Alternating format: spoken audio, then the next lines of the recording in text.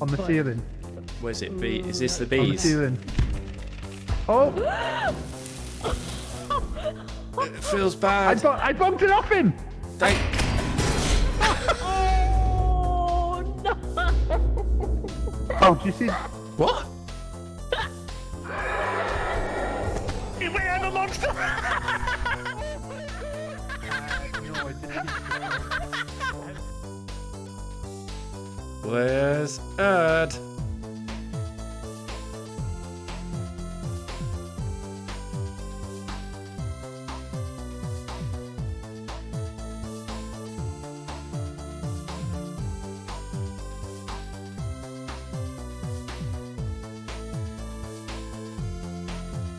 You haven't found me yet, have you?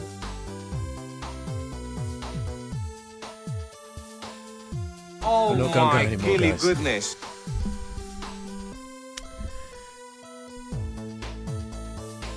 I don't think I'm gun guy.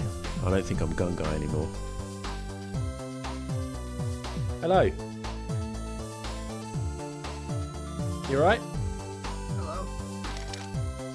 Yes, just skanking the spare. Oh my god. Enjoy. Thank you. I am gun guy. I'm gonna kill people.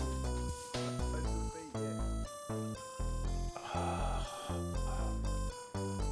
Oh, it feels good. Oh yeah.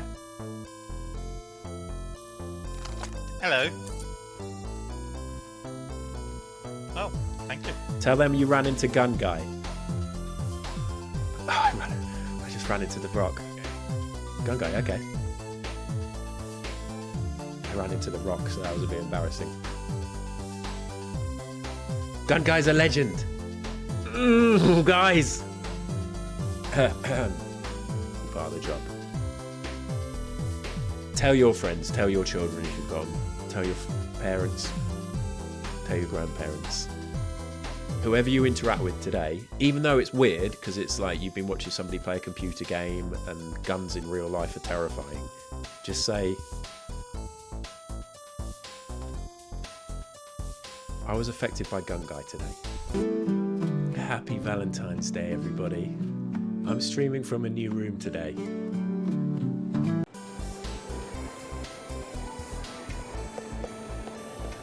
Jason! Jason! Jason! Jason! Oh my gilly goodness. Jason! Oh, can I move around? Okay. Okay. I thought I was literally just standing there. Jason! Jason! Jason! Hello? Hello. Hello? How do I make you bigger? Well, you'll have to talk to me in a very sultry tone. Oh, shit. Door operation buttons. Oh! This is more detailed than ever before. Than any of the other ones we've done. Oh my gilly goodness.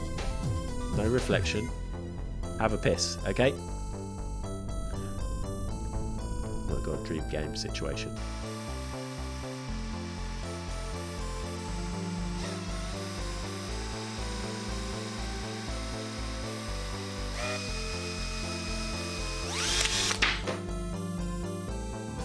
Pistrus. Tet piss. Tits. Oh my Titstrus. gilly goodness. Is this a good idea, Llama? What happens if I like... Oh my god, I feel like I'm gonna vomit. Oh. Thanks, Llama. Oh, that was horrid.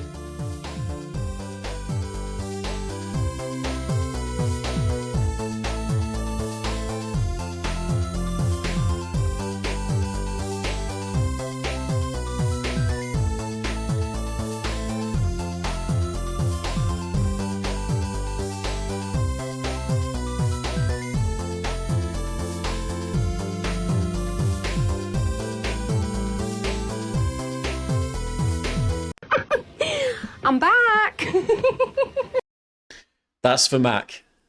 Mac wanted that. I don't think I've been away long enough to warrant Charity Shop Sue, but there you go. That's especially for you, Mac.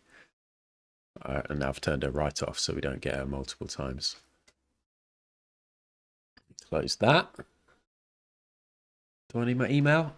I'd like to get an email from a client saying that I can invoice because I've finished the job. And now they've gone quiet on me. And I just want to invoice because I need the money. But let's close that. I wrote, this is it with a G, didn't I? Oh, yeah, Mac. Great point.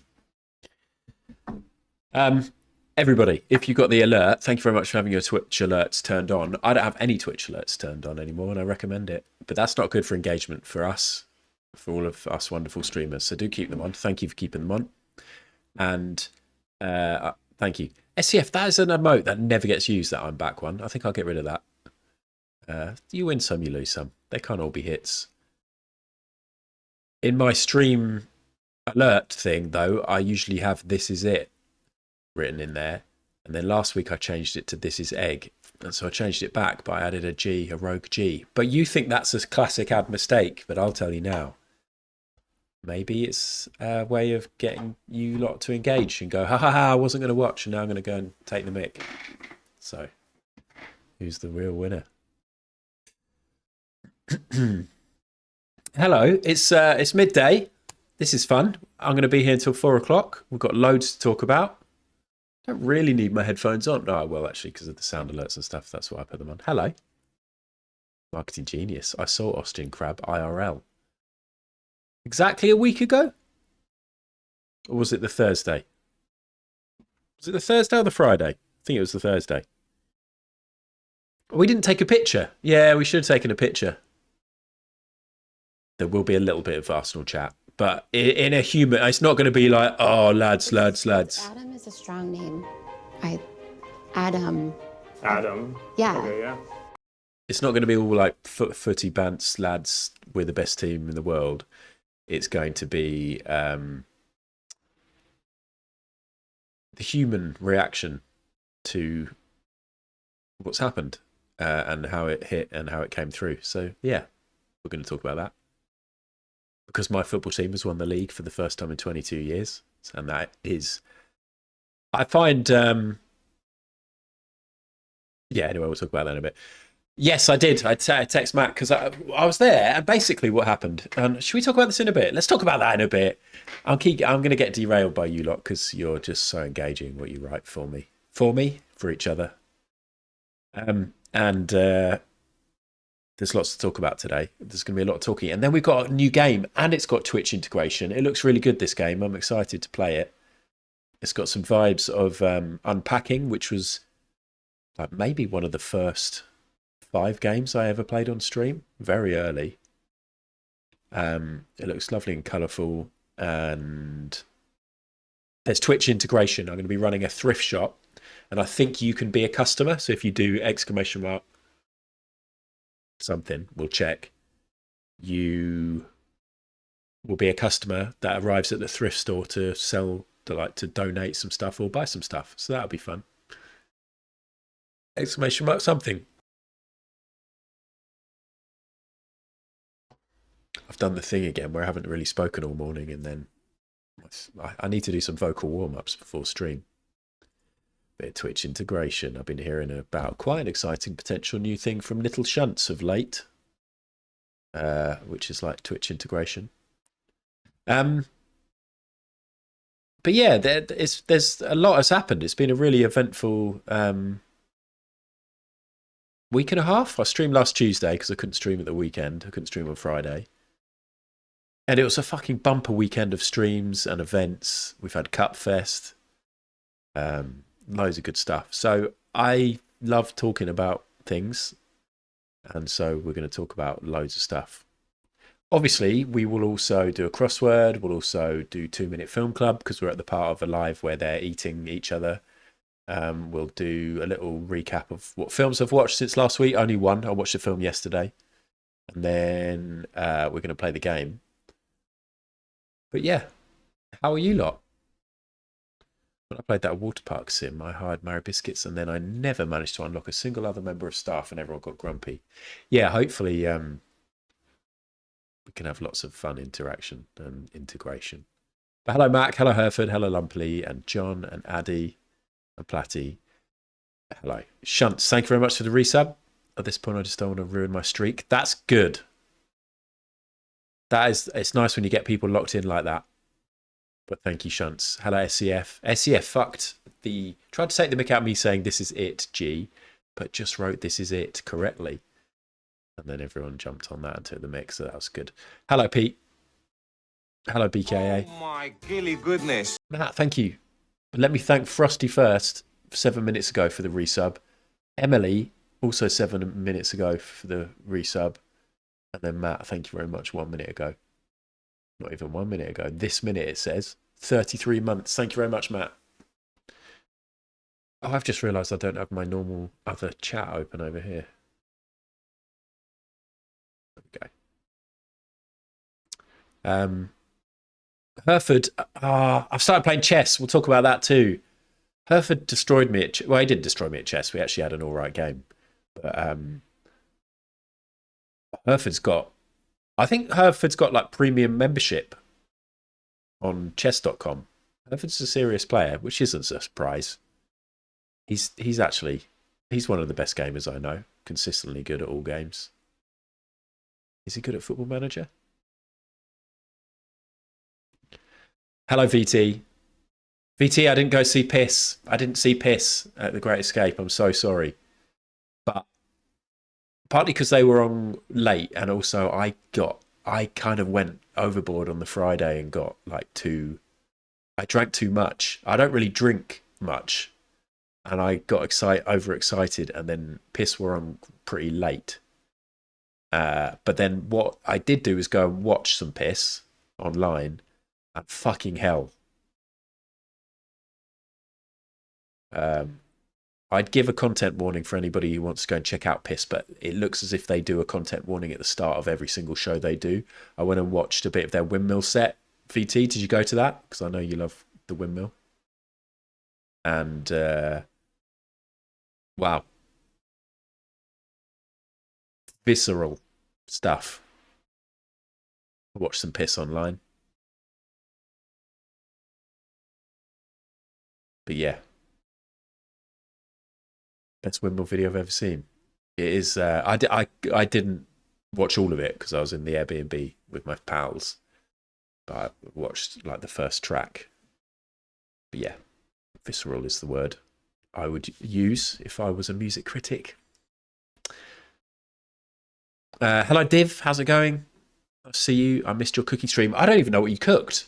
I've got loads to catch up on from over the weekend. And now I'm away this weekend, so when am I going to catch up? Hello, Zoe. Hope your stream went well last Friday.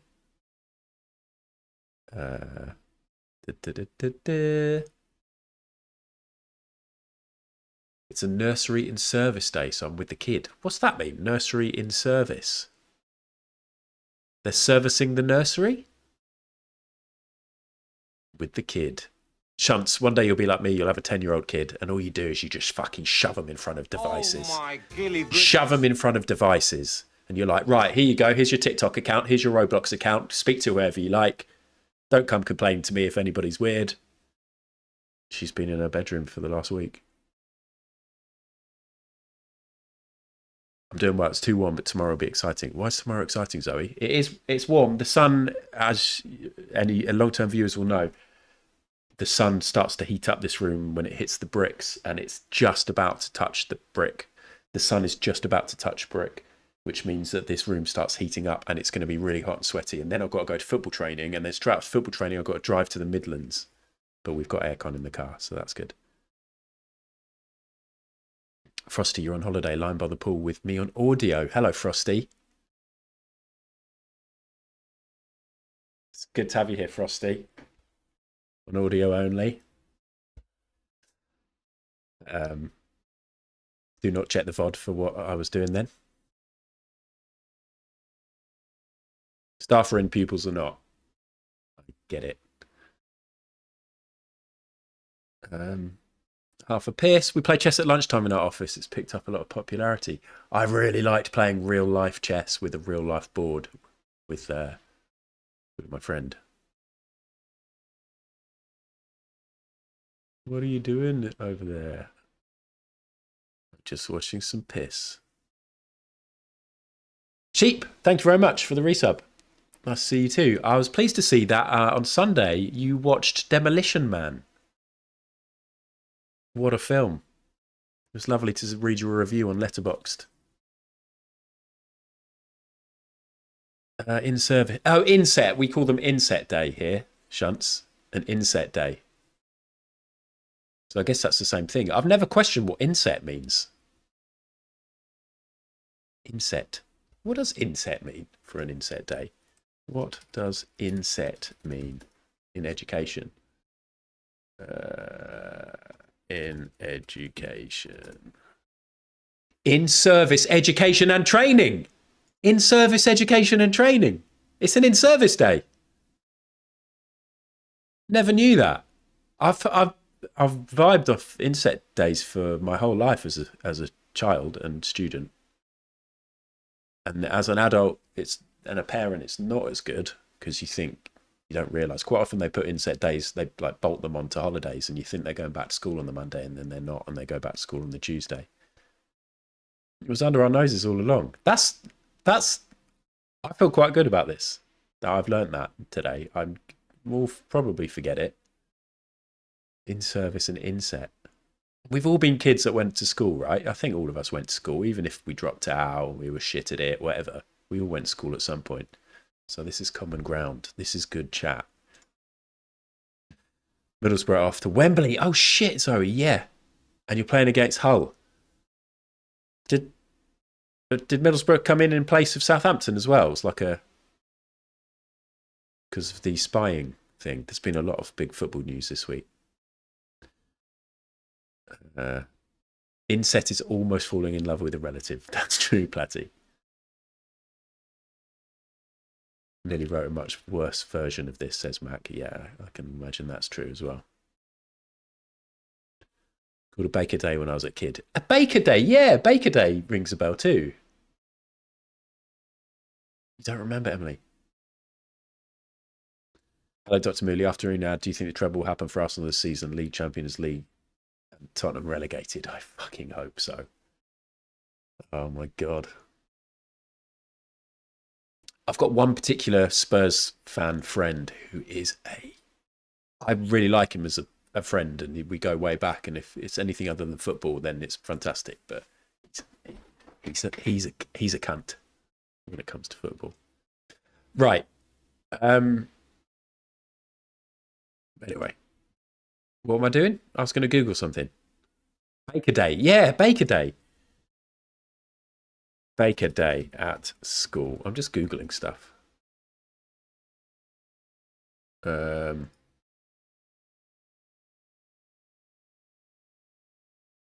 If you're in the UK, you might hear teachers or staff refer to an inset day as Baker Day. These mandatory non-teaching days were introduced in 1988 by the then Education Secretary, Kenneth Baker. Fucking hell. We're learning so much. SCF and Shunts. Kenny Baker? Wasn't Kenny Baker R2D2? Or C3? No. Yeah. That's not the same. That's not Kenny Baker. Did I just know a Star Wars thing? See, Baker Day, I would have been convinced that it was called Baker Day because it was like, oh, why don't you let the kids do some baking at home while everyone's at school? Thanks, Emily Sheep. I thought it was about cakes and baking. R2D2. R2D2. Oh, that would have been... That would have gone down so well at school with Funkle. If I'd made that joke at Funkle, that would have cemented our friendship even further. Fuck. Is Funkle here? I don't think Funkle's here yet. When he comes in, if he comes in, can I make that joke? And we'll pretend it was mine. And maybe you lot just go absolutely... Oh! I was going to suggest that you lot all went just wild with laughter. We could have done a huge bit, a setup. Funkle. Funkle, did you hear? Oh, well, don't worry about it. No. Hey, Funkle, do you remember inset days? I'm sure you do because you've got a child now who sometimes is at home because they have an inset day. Well, do you know what inset stands for? I forgot already. Inset day. In service, training. I've forgotten. So, Shunts came in. I can't believe we've all been through this and now we're just telling one person, but that's okay because it's Funkle Albert. An inset day is it stands for in-service education and training. I never knew that because Shunts came in and was saying that it's an in-service day today. So he's got his child. A school day when teachers and staff attend for training, but students don't attend. So I remember it being called an inset day. Well, SCF piped up as usual and said, sorry, SCF, said, I remember it being called Baker Day. Baker Day. Thank you, VT. Hey, it's not the second time. You've never heard this. I remember it being called Baker Day. And I was like, I sort of remember that too. So I gave it a little Google. And I should have workshopped this a bit more. I should have done a BRB. And I never knew this either. If you were in the UK, you might hear teachers or staff refer to an inset day as a Baker Day. The origin of these is that the mandatory non-teaching days were introduced in 1988 by the then Education Secretary, Kenneth Baker. So it's not, it's a Baker Day because you can go to the bakery with your kids or you can bake some cakes at home. It's because the Education Secretary then was called Kenneth Baker. Oh, Kenneth Baker? Hey, do you remember Kenny Baker? Wasn't he R2-D2? Maybe they should have called inset days. Wait, maybe they should have called inset days R2-Day2s.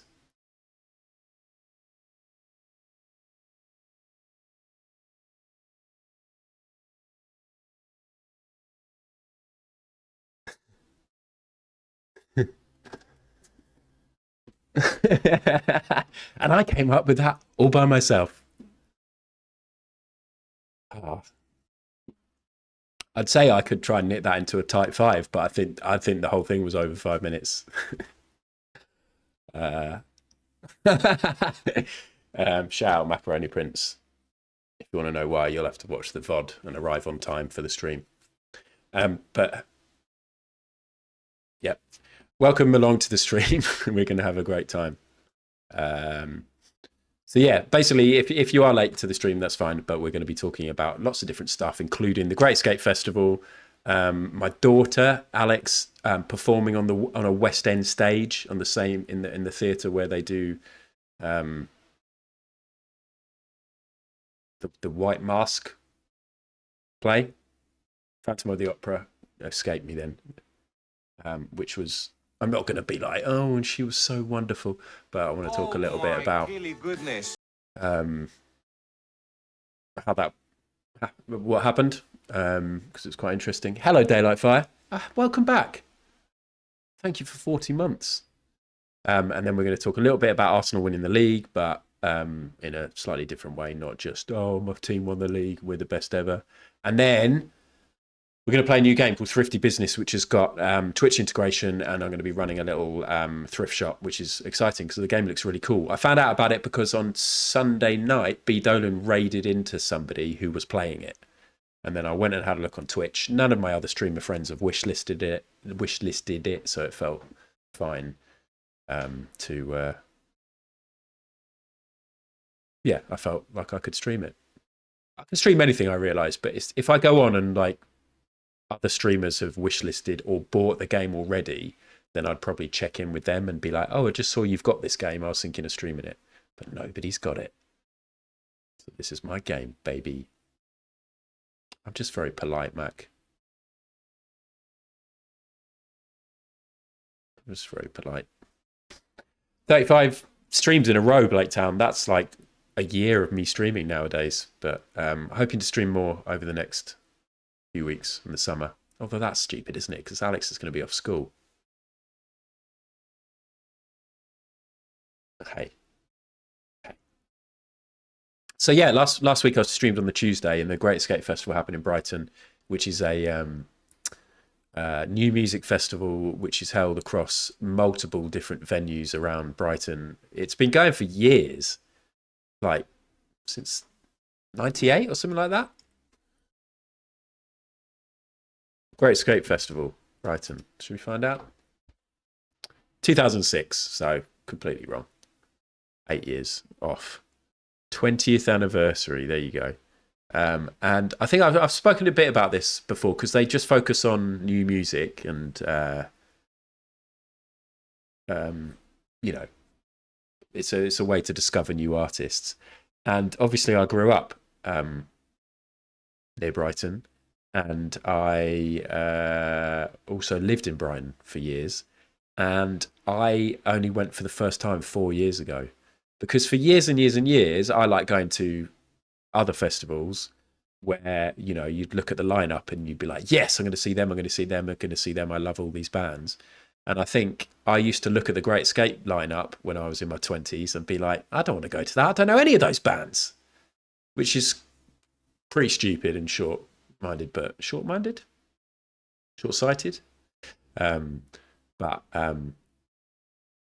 That's, I just, you know, if I was going to spend money on gigs, I'd want it to be a gig where I could sing along the songs and really get into it. But in recent years, this has been so fun because it is a great way of discovering new music, but it's also just a really great vibe. Like, I really like the fact that each band does half-hour sets, unless you're like a spotlight artist, or like a bigger band that they've brought in to do like a headline show. Everyone does half an hour.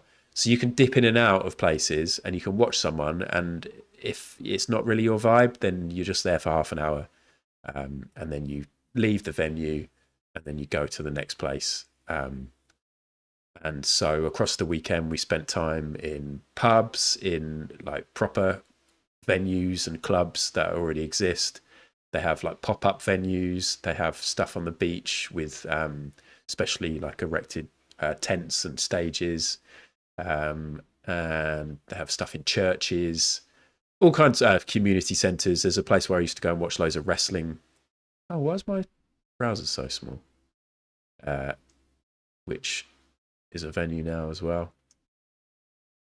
And it's really cool because I go with Funkle and I go with a couple of other friends, and Hannah has been like intermittently as well. And the last few years as well, we've had really good weather. So like walking between venues or having a drink outside a venue whilst the band's playing, or like hanging out on the beach, like in this picture's down on the beach, is it? Yeah.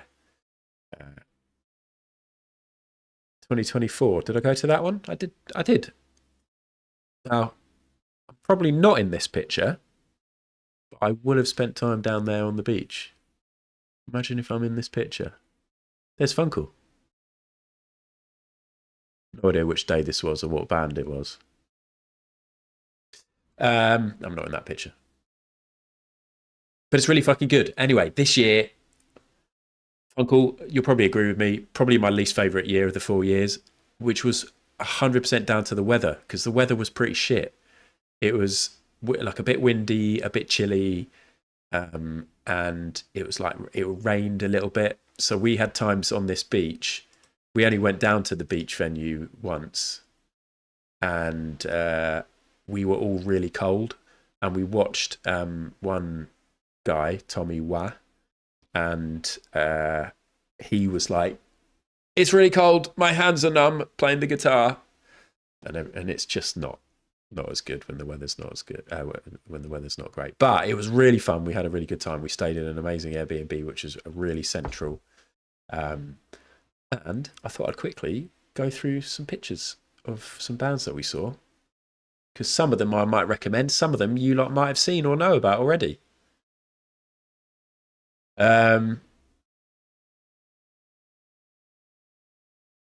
Sorry, here we go. First band, Ringlets from New Zealand. Maybe I should like play you a little bit.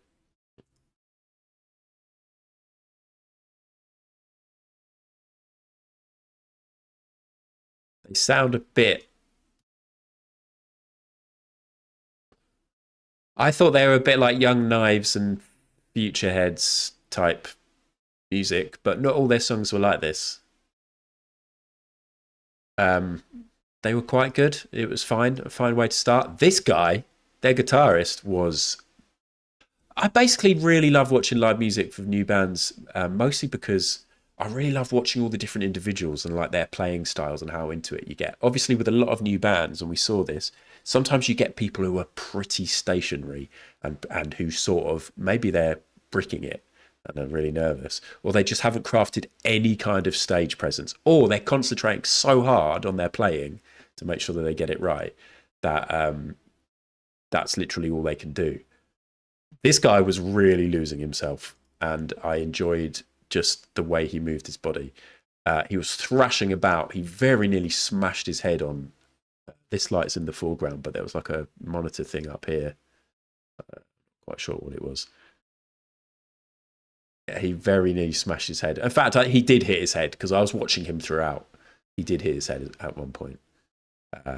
They were quite good. They were downstairs at Patton's. The second band we went to see, some of you might remember, because we played one of their videos on stream because we were excited. Turned out Austin Crabbe was here for this, but I didn't know. We didn't see him. It was the Japanese Limp Bizkit. EMNW. No, I can't remember how they said they pronounced their name.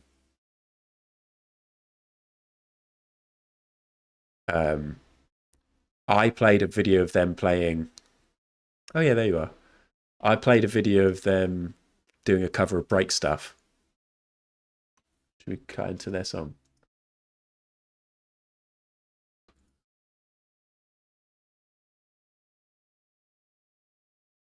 It's what you would expect.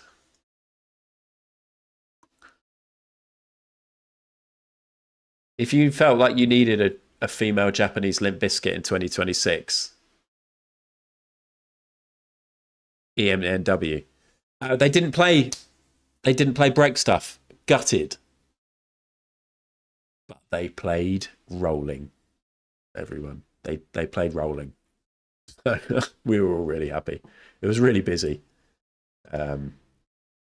Classic example of a band who found really cool to see at Great Escape, because it's like something a bit different and fun, but I will never listen to.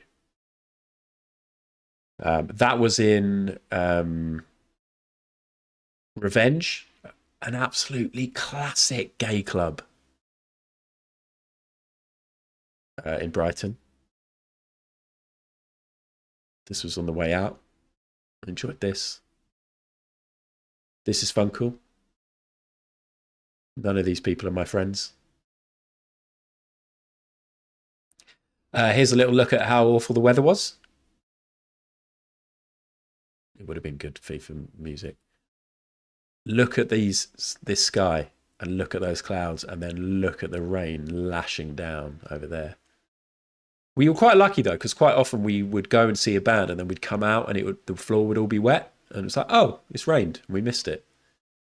We really didn't get rained on very much. This is not a very good picture, but this was this is like a singer-songwriter guy called Rayner, which is quite funny because one of my friend's surnames is Rayner, but it's spelt differently to this guy. But he was like, that's like my name. Can we go and see them?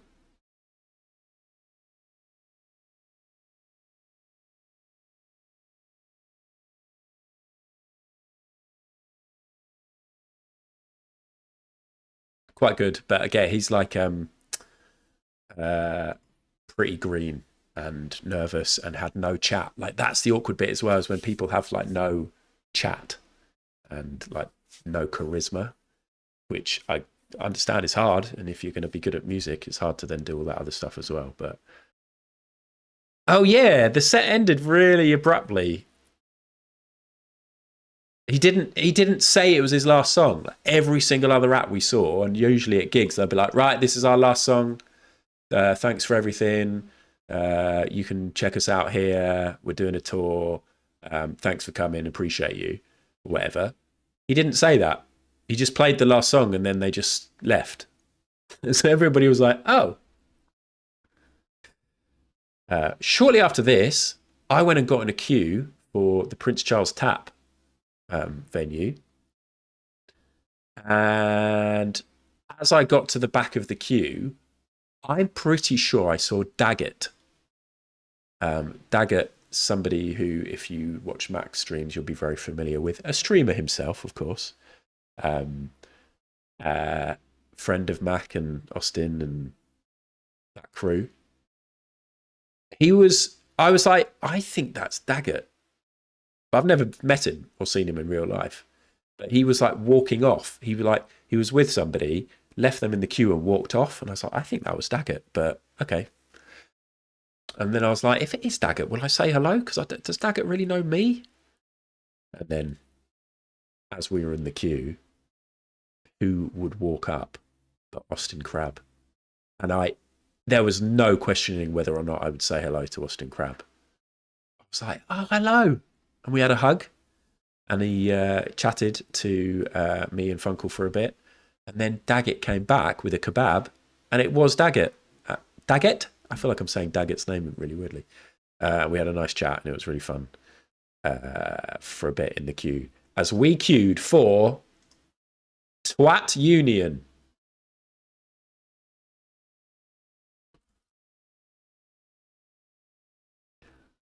All-girl punk pop. One to watch, February 2025. Do you want to watch the song called Period Sex? Let's watch a bit of that. They used to be the Twats.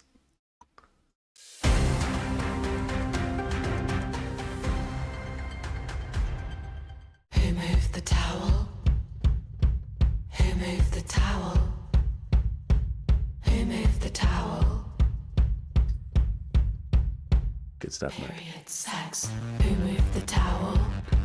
So this is Who moved the towel? 1, 2, 3, 4, 5, 6. 6 women. Oops, just muted this.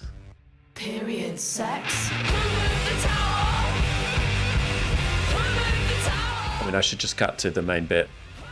This is the main bit, but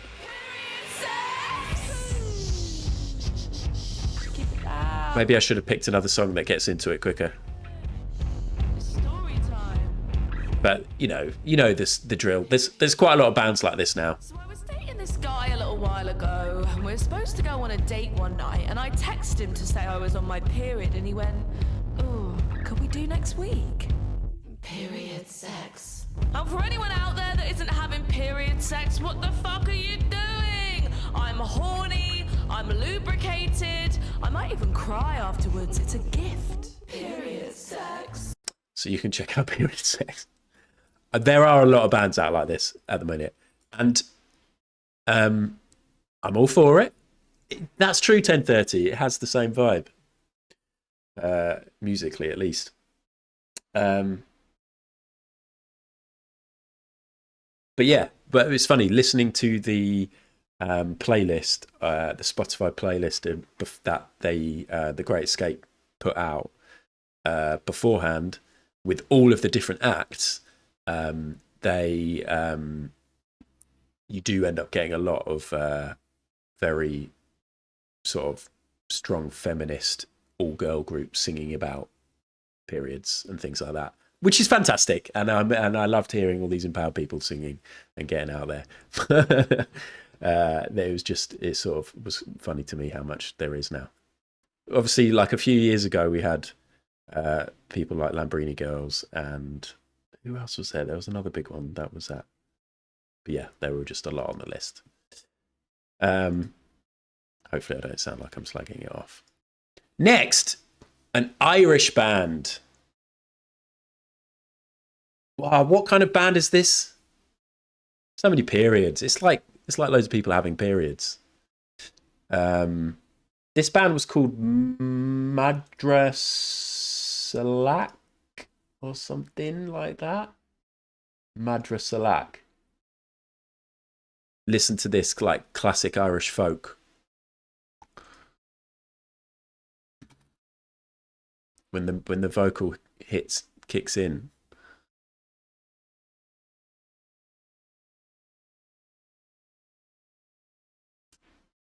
I know, Luna.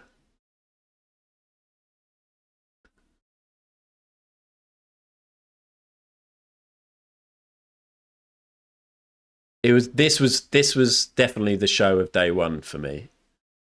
We saw this at the Haunt, like a decent sized venue. The only thing is, and it was quite cool, like an Irish folk band, like all of the musicians were sat down to play their instruments. Cool. But when you're stood up, it means you can't see any of the musicians playing their instruments. You can just see the top of their heads. Funkle, we'll get to that. I've got a picture of that next.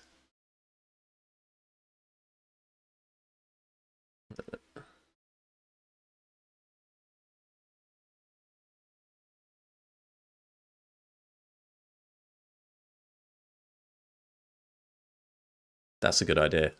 I know, Mary. I was frustrated, and I'm tall. The amount of people who must have stood behind me this weekend and been annoyed that they couldn't see. I actually went to the front for one gig, and I was like, I spent quite a lot of the gig thinking, am I a prick? I shouldn't be at the front, should I? But I was like on the front of the side.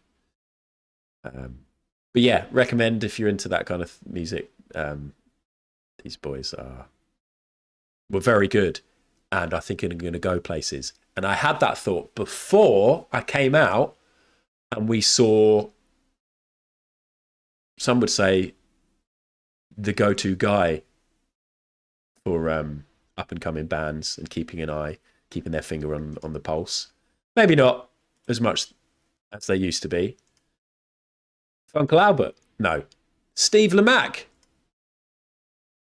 Steve Lamacq was at this gig. And it does feel as if Steve Lamacq's there, then they're probably worth checking out. And if you don't know Steve Lamacq, he's a fairly legendary BBC radio DJ that is yet to be cancelled, and has focused a lot on new music over the years. He's been at the BBC for fucking ages. You'd recognise his voice.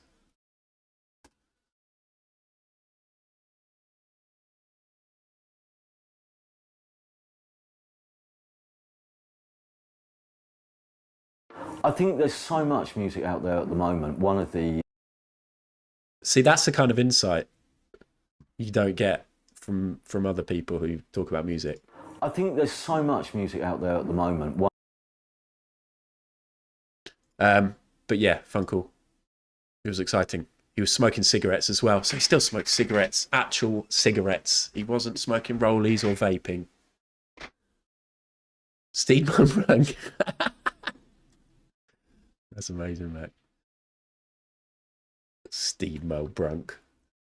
Anyway, Steve Lamacq. After that, we went back to our Airbnb and had a cup of tea because we're all in our early 40s. Whilst we were there, noticed there was a chess set. This is a staged photo. Me and Funkle didn't play any games of chess, by the way. We staged this, but me and my friend Tom played chess. And I really loved it. And it made me get into chess, and now I've downloaded the chess app, and I'm really behind everybody else. But what I've discovered is that actually I really fucking hate playing chess on chess.com. It's stupid. I really loved sitting and playing chess with my friend Tom, because you sit there and you're staring at the board and you're taking the whole game in, and you're having a cup of tea or whatever, music playing, friends like Funkle in the background chatting. Funkle was playing the game on his laptop constantly. What was it called, Funkle? Some sort of duck game? Was it ducks? I can't remember. Funkle, all I could hear was Funkle clicking. Whenever we went home to the house, Funkle was playing this game. He's currently addicted to it. But I really enjoyed sitting with the 3D pieces and like like just staring and thinking about the game for the whole duration of the game. Whereas on bloody chess.com, for some reason, it all being 2D and pixels means it kind of means nothing to me. There's no physical thing that I'm trying to protect. It's just a load of pixels and shapes. And it's also fleeting and nothing matters. Nothing means anything. If you take one of my pieces, I don't actually like see it leave my side of the board that much. And also, I'm playing a load of games with people where it's, you just have to play a move once every 3 days. So I keep losing track of where I am in each game. Mary Biscuits, I'm playing at the minute. I've played Mac, I've played Cudder, I've played Hereford, and I haven't won a game yet. I've lost 7 games in a row on that app because I keep making stupid mistakes because I keep not paying full attention to where I'm at in the game. Also, because it's on an app, I'm playing chess while I'm like walking, or I'm doing the school run, or I'm like doing washing up. I'm not focusing properly on my chess like I was last week at this proper table with a proper chessboard. This is how I want to be playing chess. So there we go. Yeah, Mac played me and beat me. But also, I keep making like who cares moves, whereas I didn't when I was sat at the chessboard. I really wanted to win, and I spent the whole time analysing like what I could do next and what he might do. Yeah, the app's a bad thing. Oh my gilly goodness. Oh, Cudder! This morning I resigned from my game with Cudder. Because it was clear you were going to beat me, and it was embarrassing for me, actually. Moving around the board with my 5 pieces whilst you had like 10.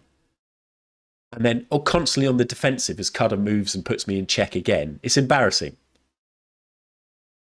I felt pathetic and belittled, so I just resigned. True, Salty. Well, congratulations on the win, Cudder. Thanks for the resub. But this is how I want to play chess. If we ever, next time we meet up again, we need to have a proper chessboard with us. Erica Might Be Bees has just given me a shout out, so that's nice. Thank you very much, Erica. I'm in a chess half, yeah. But I'd say if you're thinking about getting to chess, best friends. Thank you, Eleven Mural. Maybe from the shout out from Erica. Thank you for the follow. Thank you, Erica, again. If you're thinking about getting into chess, don't do it on the app. Get a chessboard. And even if, that's not very accessible for you, you don't have people you can go and see and play chess, just set it up in front of just set it up like this. Maybe you don't have 2 chairs, but you can put it on the floor, play your game, put on a different outfit, or have a hat on, turn it backwards, play from the other perspective. It's just all throwaway when you play it online on a computer. It's stupid. None of the games mean anything. If you beat me at chess, that means nothing to you. It shouldn't. Hello, Funkle Albert. Welcome along to the AMA. Thank you very much for your question. Which is worse, chess.com or trying to learn Spanish half-cut whilst walking between gigs at a festival? I've fucking got rid of Duolingo now as well. I had an amazing streak, and then Duolingo kept on messaging me whilst I was out and about having a nice time with my friends at a music festival. And finally, I relented and was like, fine, I'll do it. As we were walking between gigs, and I'd had a few pints of Guinness. And what usually is a 5-minute lesson took me 25 minutes because I kept on getting it wrong and making mistakes. And so now I haven't really done it ever since. So I should just play chess in real life and move to Spain. If I want to learn chess and learn Spanish, don't do things through an app. I'm teaching everyone here a valuable lesson. Don't use apps. Just make your move, then drive around to your friends with the board and let them have their go. Yeah, John. The amount of time I get in a little alert and it's like Cudder has taken his move and I'm like, okay, cool, I'll respond to that. I'm ready to play chess. And I'll go in and I'll play and I'll be like, I don't even remember this. Is this what we were doing? Okay, so I'll play a move. I won't check it thoroughly enough. I'll end up making a mistake. And then it immediately will show me my game with Mary Biscuits. And I'll be like, I don't even remember this. Speaking of which, it is your turn, Mary.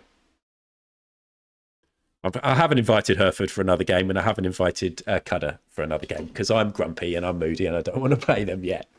I'm not in the right place. El Chesso. My festival highlight was hearing an angry ad screaming simpatico. I've forgotten all of that stuff. Esta aquí. I don't know. I was not very tranquillo.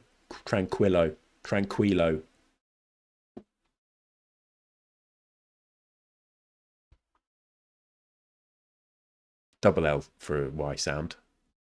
Next up. Oh, this was great. This might be my band of the weekend. This was band Shimoku, Japanese band. They had like I think what was actually genuinely called a Japanese invasion. I think they called it the Japanese invasion. I've just got, and also my watch keeps giving me chess alerts. It's my move. Thank you, Mary. I did say it's your move. Thank you, Mary. I won't do it now. This was a band called Band Shimoku, and they were really good live. I sort of had them on my list, and then we wanted to see somebody else, and we couldn't, so we ended up going to this. This was actually the first. Oh, hold on.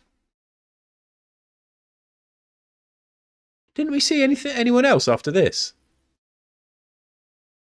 I think we didn't because, as I said, on the first day, usually what I do at the festival, I found what works for me is to have an alcoholic drink in one place, and then the next place I'll have a water or a soft drink or nothing. But what I did instead was I had an alcoholic drink in every place. And then we didn't eat. We had a huge gap. So then I got to a stage where I actually just felt a bit sick. And all of us were like, should we just go home? So we did. And that's why we didn't see Piss. The band. There's a band called Piss. Yeah, they were great. I didn't realise you were in there, Austin, but Funkle said that you were. It was packed and they only let me in at the back. And I ended up having a beer here. It was like midday. Let me show you. Now, this band is actually just the drummer and the guitarist, singer. And I don't know if the bassist is a full-time member. I loved the bassist, but I loved all of them. Banshimoku.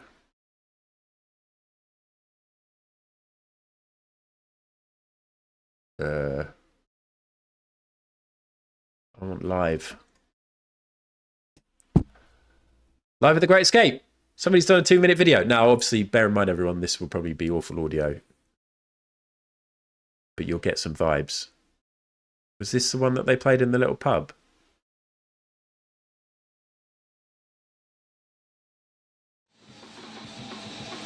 Oh. This is only coming out my right ear.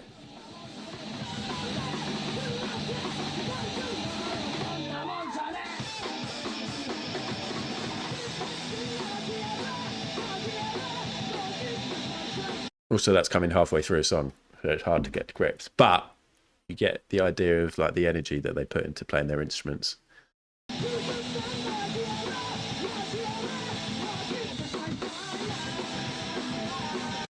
But it's this kind of vibe.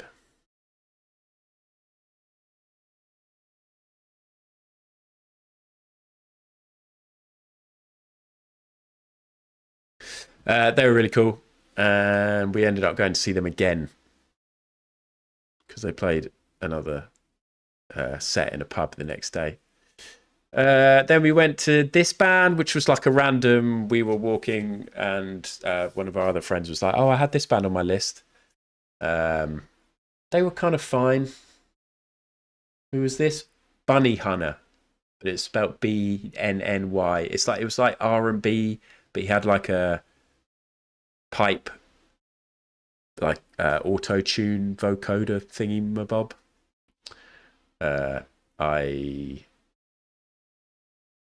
I actually spent a fair bit of this on my phone, so sorry about that. We were at the back, but I was like, I'm not that interested in this, and I was like replying to messages and probably getting myself set up on chess.com. Oh my god, Lumpley, did they have a Slipknot shirt? I didn't even notice. I was at the back. Can't believe this.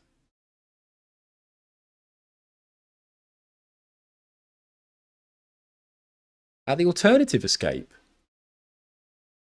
Hold on. Alternative Escape where? Must have been. What is this?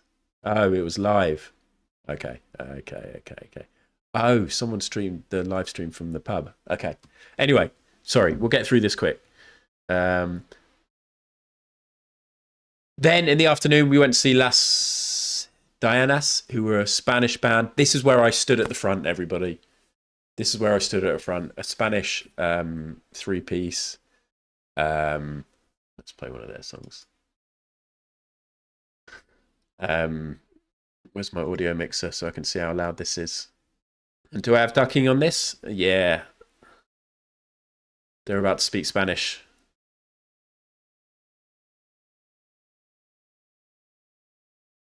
I love the Spanish. I love Spanish.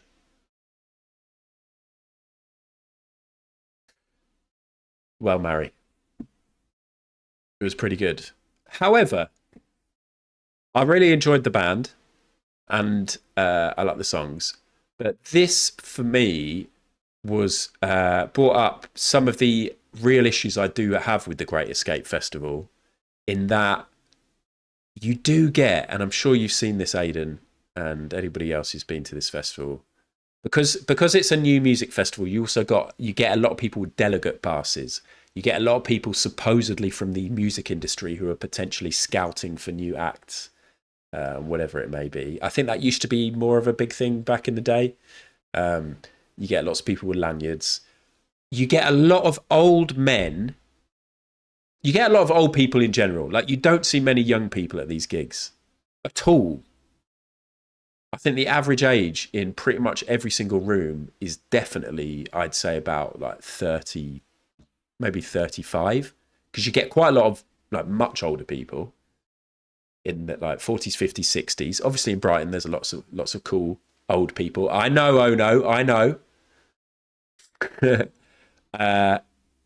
But the issue that you get, and see, that's fine, Austin. The issue that you do get, I find, is that there are a lot of old people who just fucking stand still and doing nothing and just don't even have a smile on their face.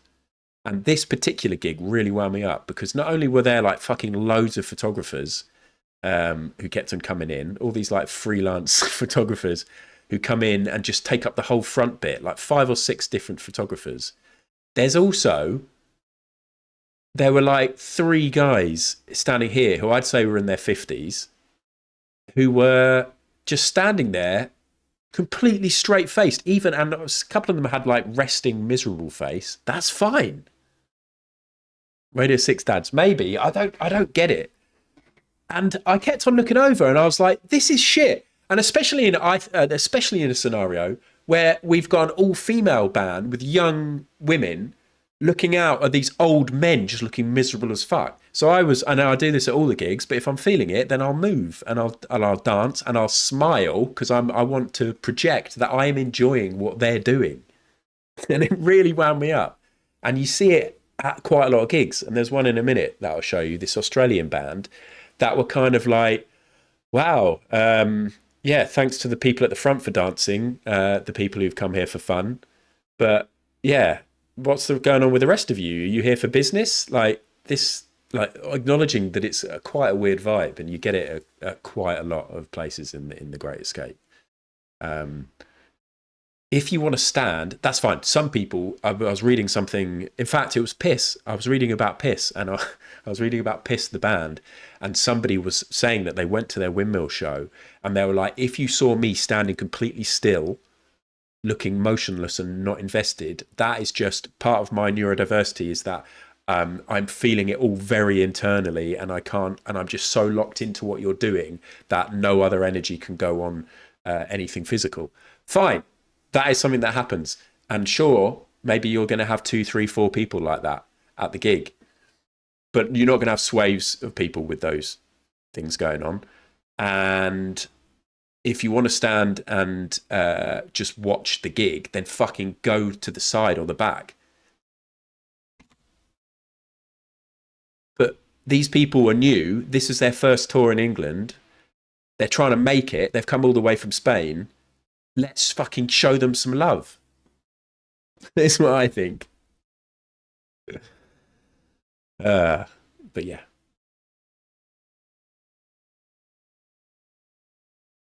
it really wound me up on this gig. Right. Do you know what else wound me up? Not this guy. I love this guy.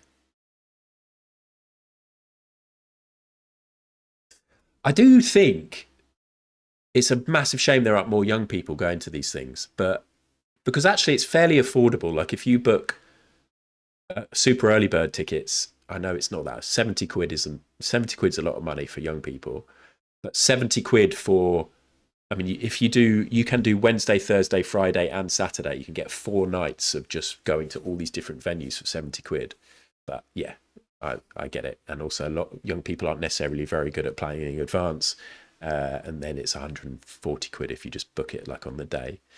But also, like I said, young people, if they're going to spend money, they probably want to spend money on something they can guarantee is going to be a good time rather than speculating on new bands.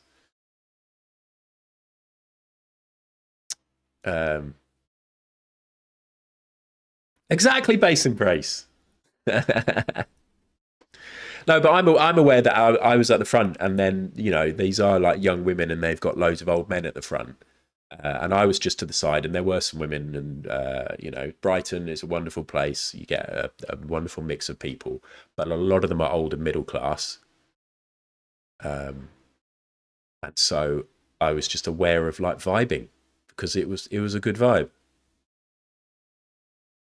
Yeah, Robin, I'd love to see you down there. But that is a sorry state of affairs, is that, you know, who knows what the situation would be at all of these venues. However, Robin, if you ever did decide that you wanted to give it a go, please let me know in advance and I'd happily look into it for you and find out which venues would be best. Because again, in Brighton, I like to think they would have put some thought into that kind of thing, but who knows. There is a Brighton City Airport, Sheep, though. There's Worthing Airport. Is there? Not Brighton City Airport. There is an airport, but you're going to have to learn to fly a plane yourself. Like, you can't.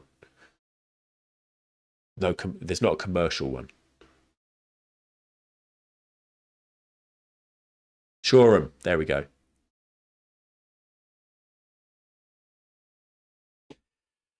Anyway, I just didn't want to like come on and be like, oh, this festival's so great and you get to see loads of new music and it's so cool and aren't I great supporting new acts and isn't it brilliant? Because there is a lot wrong with it as well. But how do we get young people to come? Maybe they need to subsidise tickets. Because so part of me is like, what? Some of the bands might be like, what am I even doing here? None of these people are going to give me a record deal. And am I making new fans? All these old people are just going to go home and go to bed.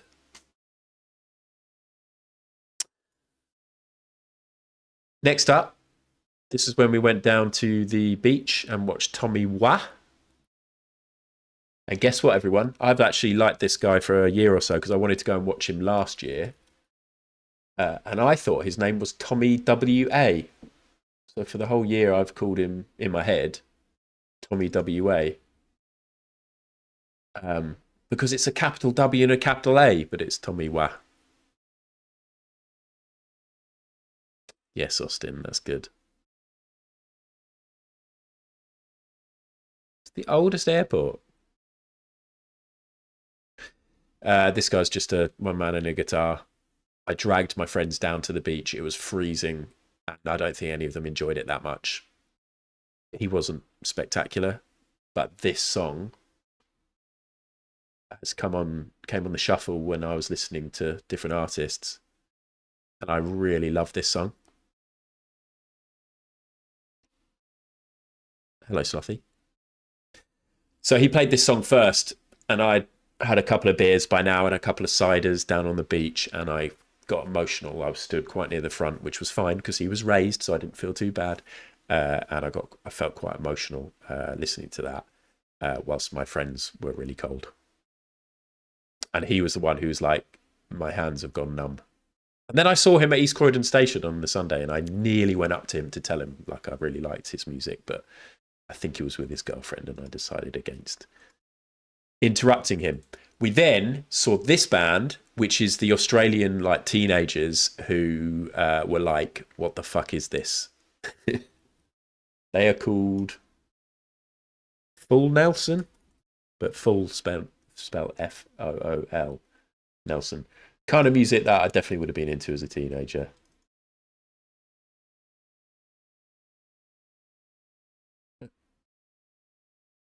Is it? Right. Hold on. This kind of thing.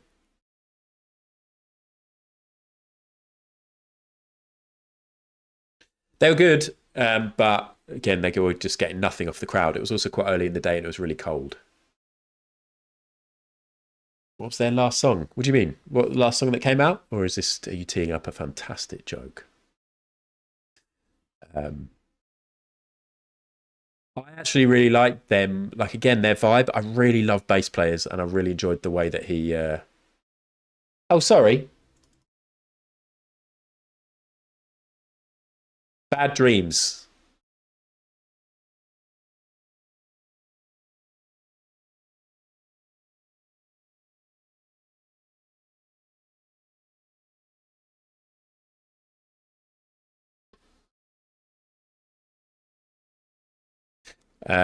Really enjoyed the bass player and just how he moved. And he reminded me a bit of my nephew. No worries, Mac. No worries at all. We then weren't sure where to go. We ended up going somewhere and watching this band, and this was the worst of the weekend, actually, when I think about it. The photos also the worst of the weekend. Let's have another rant about fucking weird old men. And I didn't really realise this was happening until after. But, oh, this band is a guy into women. And this guitarist was singing as well. There was someone who just kept on getting videos of her, like close-up videos. It might have been her dad.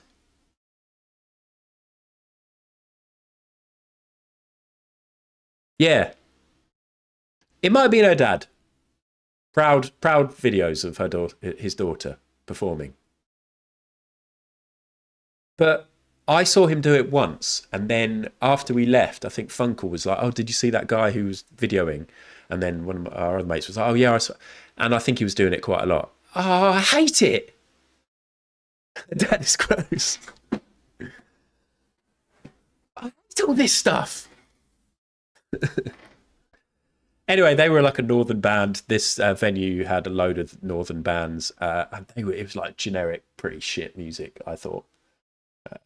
Oh no, shit's harsh, but very, very generic. What were they called? Floodhounds. This is one of their songs.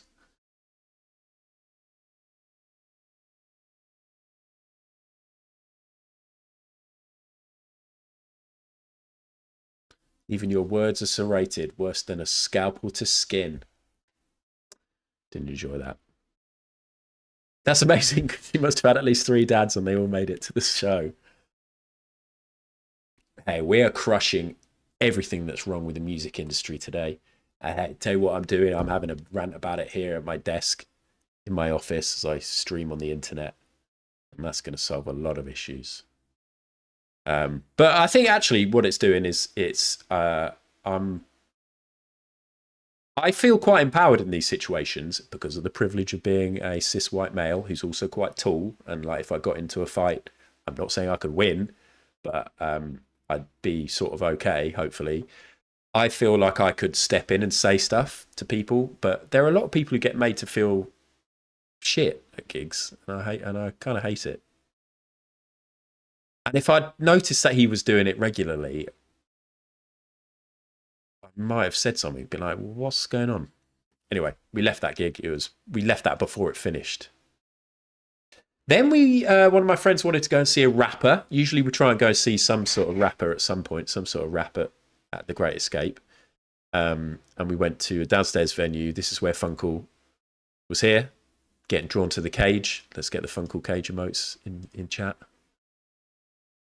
Unfortunately, he couldn't go in this one. It's very easy for me to say, hey, I wouldn't be afraid to say something. I didn't do it. I didn't say anything to anyone. Yeah, Zoe, I bet. A gigliante. Vigilante. Vigilante. Gigolante. You don't say vigilante. This is my Spanish lessons really mucking me up. Hello, I am the gigolante. I'll bring some like castanets. I can't say my N's or my L's anymore because of the Spanish. And we watched a rapper who was very good. he was good at rapping.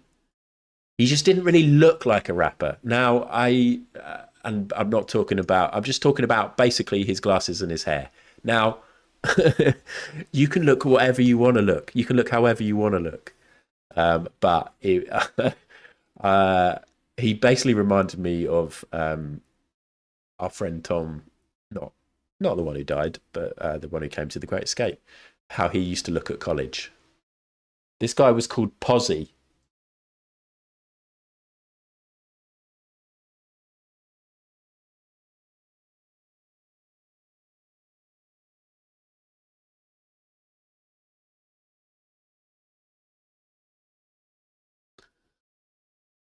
It was fine. It was good. It was all right. We left before it finished again. Then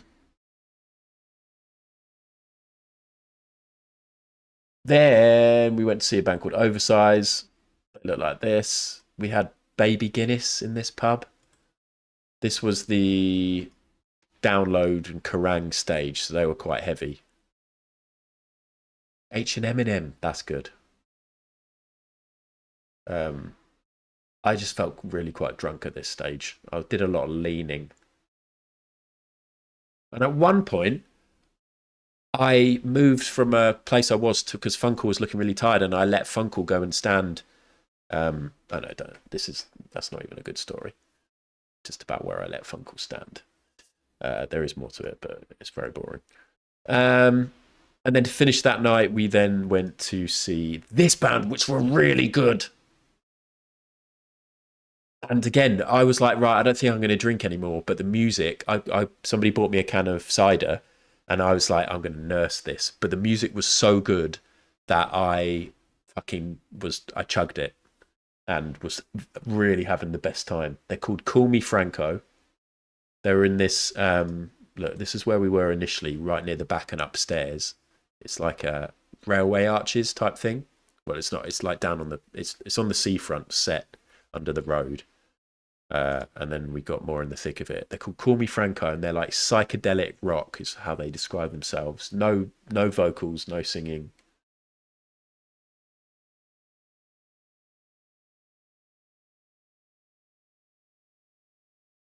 Nice, Austin.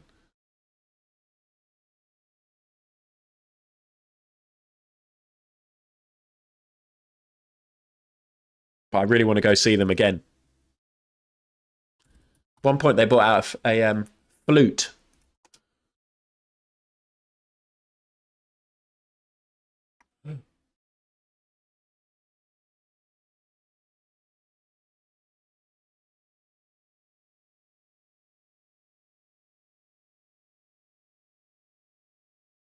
It's just an interview.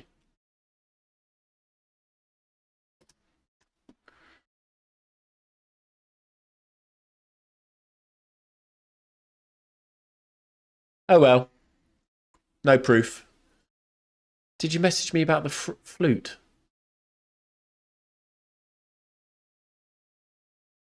I do have vague memories of messaging you about a flute.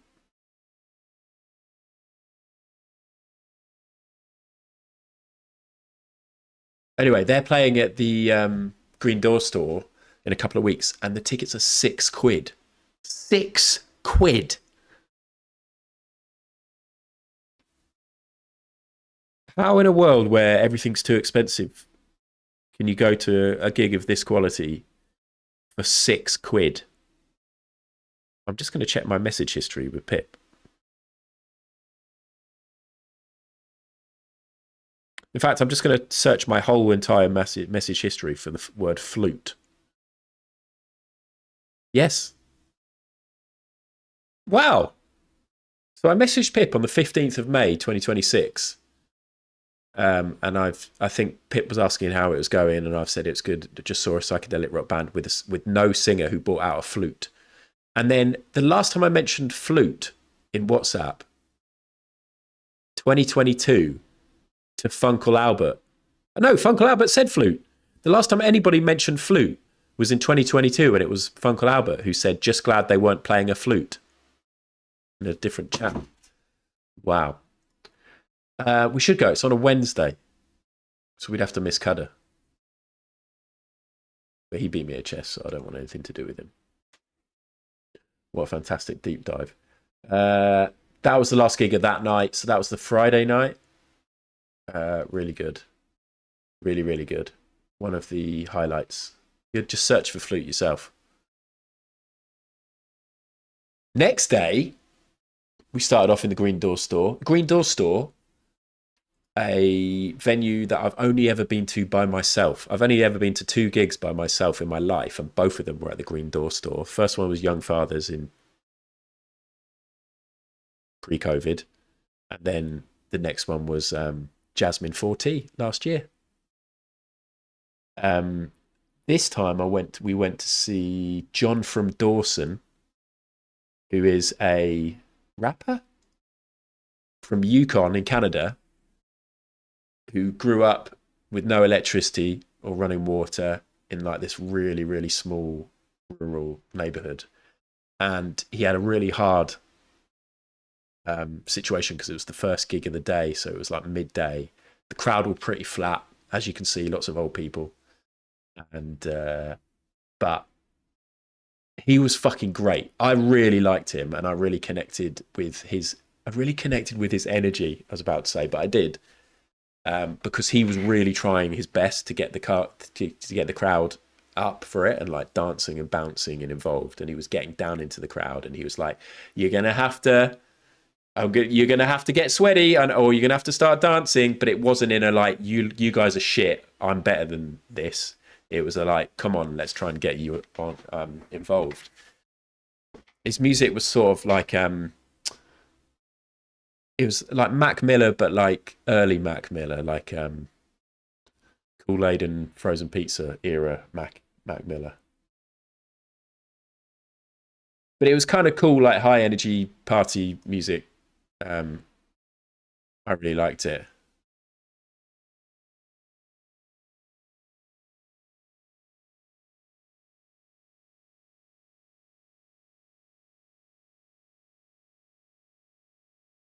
Anyway, he was really good. I really liked him. And he was getting into the crowd and getting people to dance and stuff like that. And his songs were pretty good. And so at the end, I was like, I was like, the guys were leaving. I was like, I kind of want to tell him that I thought that was really good, because I think it was really tough, a tough crowd for him. And he's probably like, I don't know, it's weird. You come all the way from Canada and then you're like, right, I've got this shot at this festival. And then sometimes it might just fall a bit flat. So as he was packing up and he came off, I was like, fuck it. And I was like, that was really good. And he was like, oh, wow, thanks. And I was like, oh, I just really enjoyed your energy. Again, what a wanky thing to say. And I was like, you've got a new listener. And then he was like, oh, man, cool. Well, let me go backstage and get you some stickers. And I was like, this is a weird thing. I'm 43. I'm pretty sure he's like 23. And he's going to get me some stickers.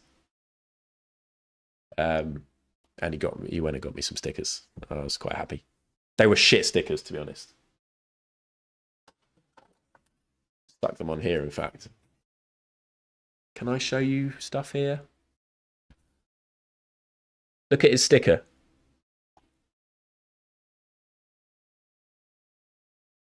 And then look, got one for Ban Shamuka as well.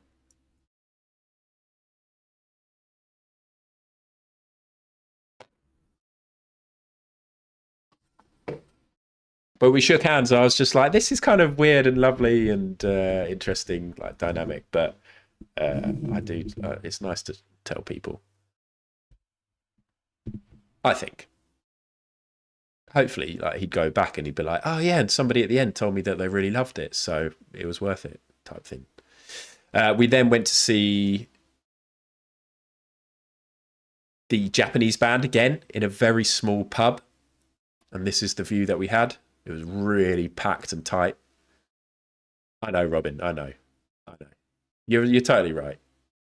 It's just I've sort of become aware of the fact that I interact with a lot of, when you become an adult initially, you're dealing with all other adults, or you're dealing with kids or whatever, and then you get to this stage where you've been an adult for like 10 to 15 years, 20 years maybe, but you feel like you've just become an adult in a weird way, and then you have lots of interactions with people who are like 20 years younger than you, but you feel the same wavelength.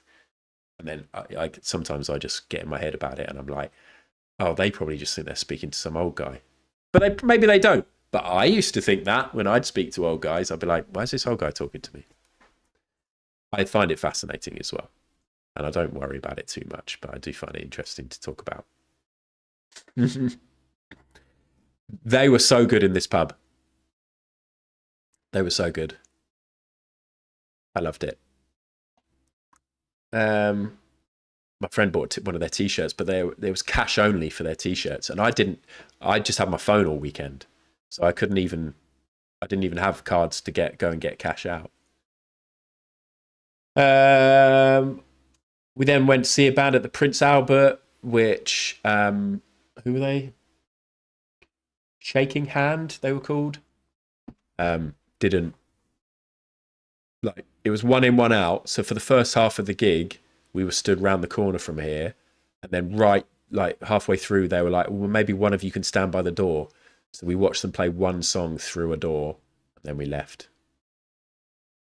I was friends with loads of older people when I was younger, and now I'm friends with younger people. Now I'm older, so I guess I don't worry about it. That's the beautiful and most perfect way to be, Mary. It is honestly brilliant.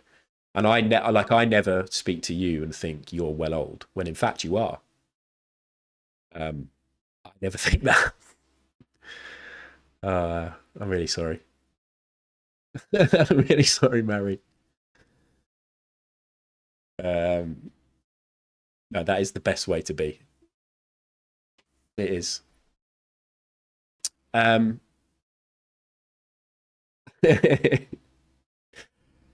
that, I dragged everybody to see another band that I don't think they enjoyed that much. There were two people who I really wanted to see.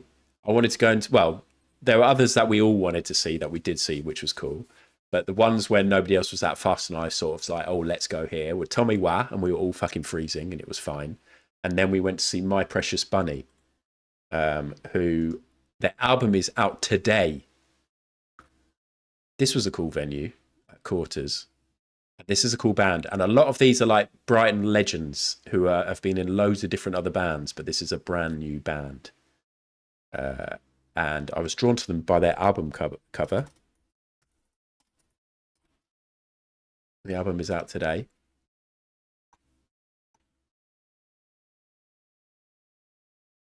Look at this fantastic album cover.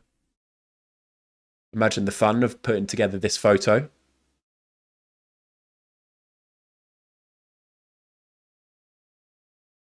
Spaghetti hair. But also their song, this song, was on the playlist and I just really loved it. And then they were also playing this song on speakers in other venues between bands. I heard it a few times. And I really like this song. And I haven't listened to the album yet today, but I'm going to.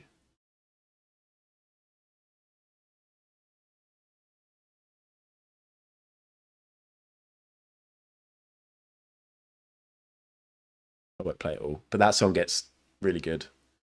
Yeah. Well, the weird thing is, like, this was the busiest venue I went to. This was like a big nightclub, and it was pretty packed.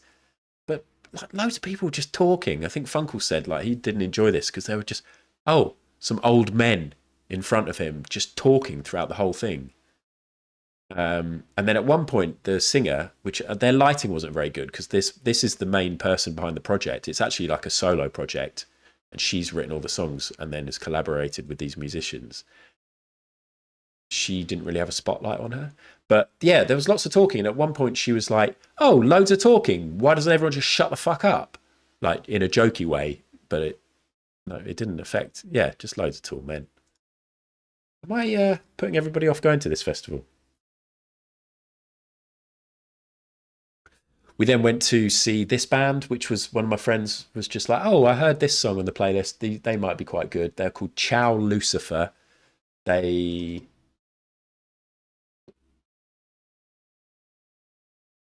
did they call themselves? It's some sort of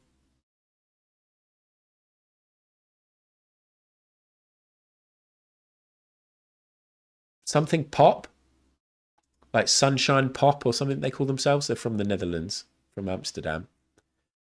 It was quite funny because the two other friends got really into it. And one of my friends, who I think had a couple of extra drinks by this stage, like me and Funkle didn't drink in this venue, and the other guys got into this and they had a couple of pints and they were dancing and filming. For a lot of the other gigs, they weren't dancing. Me and Funkle were standing still. We were standing near the back, standing still, and we looked at each other towards the end. And we were like, nah, we're not feeling this. It's just, it was way too clean cut. There wasn't any grit or signs of mental anguish or heartbreak. It was all like sunny, happy music. And we hated it. They were like fun bangers, but we definitely needed more. I just want to see people who've been through shit, and maybe they have. One of them was very tall, so that's quite hard, isn't it? And then we randomly watched some Chinese band called Supermarket, and that wasn't great. And then to end our festival, we ended up not seeing as many bands as we'd hoped on this day. But again, 3 days. We did 3 days. Previous years, we've quite often just done the 2 days. This year, we did 3 days. We drunk more than usual. We're all a year older. We wanted to finish off by going to see Home Counties on the pier because they were playing Sunday night. We'd seen them the year before. And then we got there and there was a big queue, one in, one out. And we queued. We got there like 40 minutes before they started. We were at the front of the queue when they started and nobody fucking left. So we listened to 3 songs from the outside and then we just left, went and got food and went home. So kind of a shit end. But I mean, it was fun when we got home. And then Funkel was watching the Nice Friendly Song Contest on his phone. And that was all happening. Biggest queue of the weekend and we never got in. But yeah, I'd say main takeaways, lots of boring old men there, but not us. We're not boring old men. No. Favorite bands, the Japanese band, not Limp Bizkit. Twat Union were fun. The Irish band was good. Funkel Abbott stood near Steve Lamacq. This band. And then My Precious Bunny as well. I really like My Precious Bunny. But I'm guessing that Austin, you probably saw like double the amount of bands as we did. We saw 19 in total in 3 days, which isn't actually that bad. Walked all the way to the old microphone. Yeah. Machine de Poitrine played twice, everyone. They played like a headline show, which obviously was going to be impossible to get into. Impossible. Oh my God, I just seen what's happened. And then they announced another show. And we were umming and ahhing about whether or not to go there. And I was like, I think it will be packed and it will be a huge queue and we won't get in. And then we saw Austin, Aidan, and he said that he'd walked all the way up there and there was a massive queue and he couldn't get in. And there was a tiny little part of me that felt vindicated, of course, but mostly I felt sad for our lovely friend, Austin Crabbe. I really lick your precious bunny too, mate. It's a lot of bands, but it's so cool that they're like 30 minutes, as I say, because even if you're not quite, you're like, okay, I'm vibing. And also, you're at a gig. And for me, personally, I'm having a little like sway or a dance or a bounce and my back starts hurting. I know that it's okay. There's only 10 minutes left. they're not going to play an encore. And then you get to go and walk or have a little sit down or whatever. So it's really cool like that. Hello, Gav. And that is the Great Escape 2026.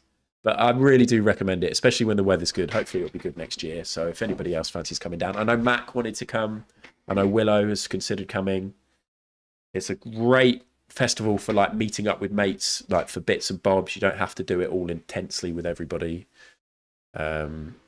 We have rebooked the same Airbnb for next year already because it was in such a great spot.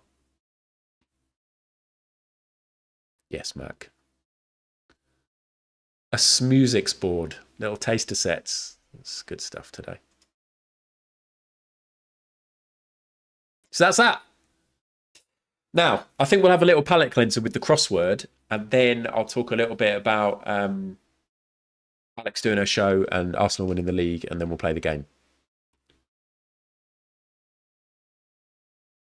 Well, I'll tell anybody who's thinking about it, they have super early birds. I think, in fact, the super early bird go on sale before the fest. Like, you buy ticket anyway. Super early bird aren't available, but I think you can now get early bird. But yeah, if you're thinking about it, it's worth buying the tickets early because they're much cheaper. But also, you can just get a wristband for one day. Like Tild came down on the Saturday. I got a message from Tild, and Tild was like, "I've got a wristband for the Saturday." But I didn't see Tild at all. But you could just get a one dayer as well if you fancied it. But yeah, let's do football. Chat's going to be brief, and it's not going to be too much focused on the actual football. We focused on like a weird reaction I found myself having to it all. Right, bear in mind that I've just talked non-stop for, oh wow, an hour and a half already. But it's only 1:30. We're going to do the crossword, and then we'll get onto it. We will do it, Matt. We will. And we play, and we play, and we play, and we play, and we play. Every day, every day, every day, every day. We're gonna do the crossword, crossword. We're gonna do the crossword, crossword. We're gonna do the crossword, crossword. We're gonna do the crossword, crossword.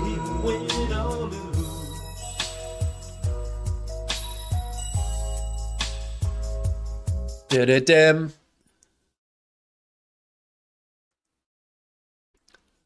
I've got a WhatsApp message from somebody who I know through coaching Alex's team, and it says I've just got 4 free tickets for, and then I can't see the rest of the message. That's just the preview. I've just got 4 free tickets for. I'm intrigued, but I don't want to read the message because then it will show as read. I can't reply. 4 free tickets for the Women's FA Cup final. If you'd like them.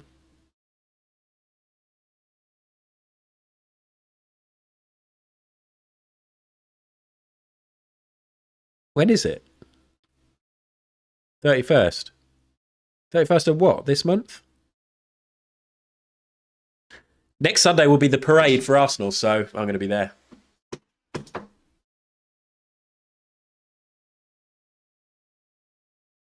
It's the parade. That is cool, but I can't go to that because I prioritise men.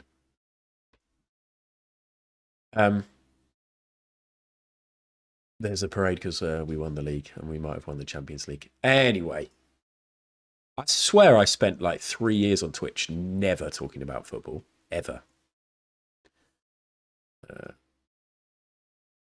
Just didn't think it was the right crowd. And I think mostly it isn't. Right. Freeze the chat. I'm doing the crossword now.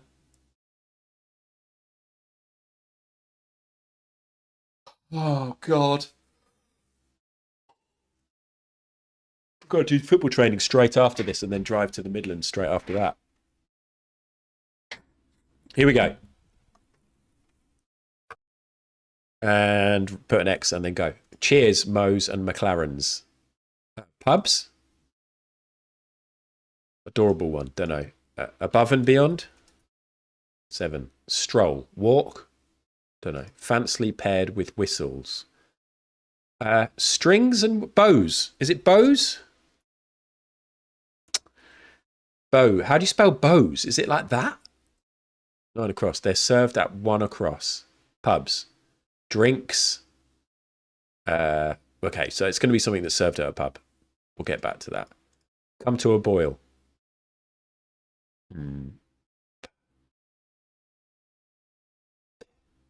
Come to a boil. Don't know. Coral Isles. Is it pubs? Or is it bars? Maybe it's bars. It's bars, isn't it? It's going to be because it's American and they don't say pubs as much as us. So now have a look. 1 down. Come to a boil. Don't know. 2 down. Coral Isles. Coral Isles. Don't know. Tears apart. Rips.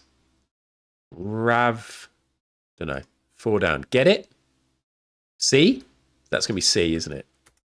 Okay. Desert mount. Camel? You mount a camel in the desert? But then bows wouldn't be right. So strings, bows, fancily paired with whistles. Bows and whistles. You put all the bows and whistles on it. Don't know. Attorneys organisation.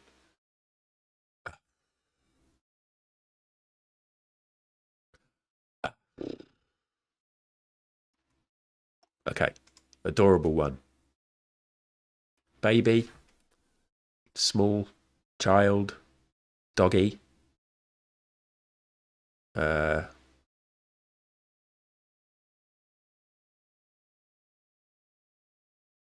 Little cakes.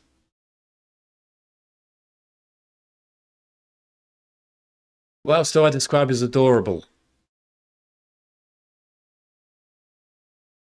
Let's skip. They're served at 1 across. Okay, what? Drinks, pints, peanuts. Oh, you don't serve peanuts. Do you? Doesn't matter now. Shots. Beer? It's not just going to be beer, is it? Don't know. 7 across. Stroll. Walk. I mean, that's literally it, isn't it? If you say I'm going for a stroll and you asked 100 people, what am I doing? 100 of them would say, you're going for a walk. None of them would say anything else. I've got 8 seconds left. We're abandoning. We're abandoning it. Ales and amble.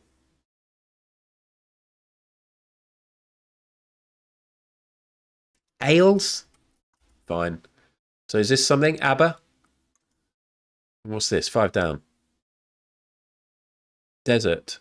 Dessert. Dessert is with 2 S's. Desert mount. What? What's this? I've got lots of things wrong, haven't I? Okay, let's go down. What did Funkle write? Okay, thank you, Funkle. Bells. Well, I thought bells and whistles. What did I say? Bows. It's not bows, is it? It's bells and whistles. What are bows? Bows and whistles. That's what makes sense. In my mind, I was like, wow, why is it called bows and whistles? Like, do you put like a bow and a whistle on something? No, bows don't make any noises. Bells do.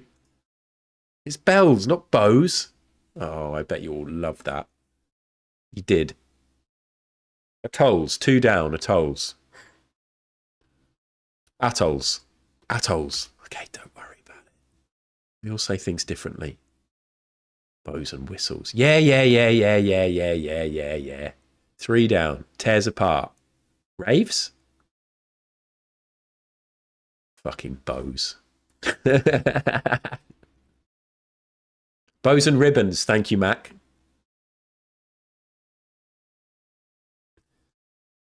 Camel? It was camel.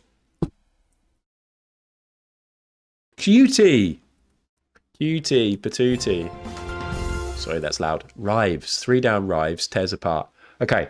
Sorry, I'm itching my nose. Rives I've never heard of, I don't think. Amble wouldn't have got. Bells I fucked up. Above and beyond, I got. QT probably would have got there with the other things. Okay. It all makes sense in the end, doesn't it?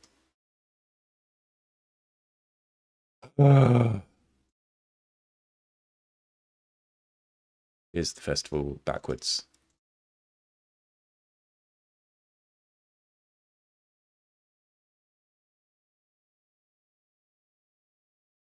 Let me just close all these windows.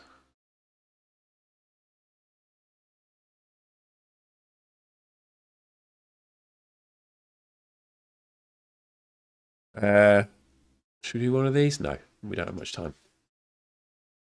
Yeah, Bells would have sorted it too. Sorry, I thought I'd get ready for football training in advance by like putting on my football shorts, and it turns out they're not very comfy to sit in. Really, I need to be at training, doing my thing. If you ever want to know what I look like at training,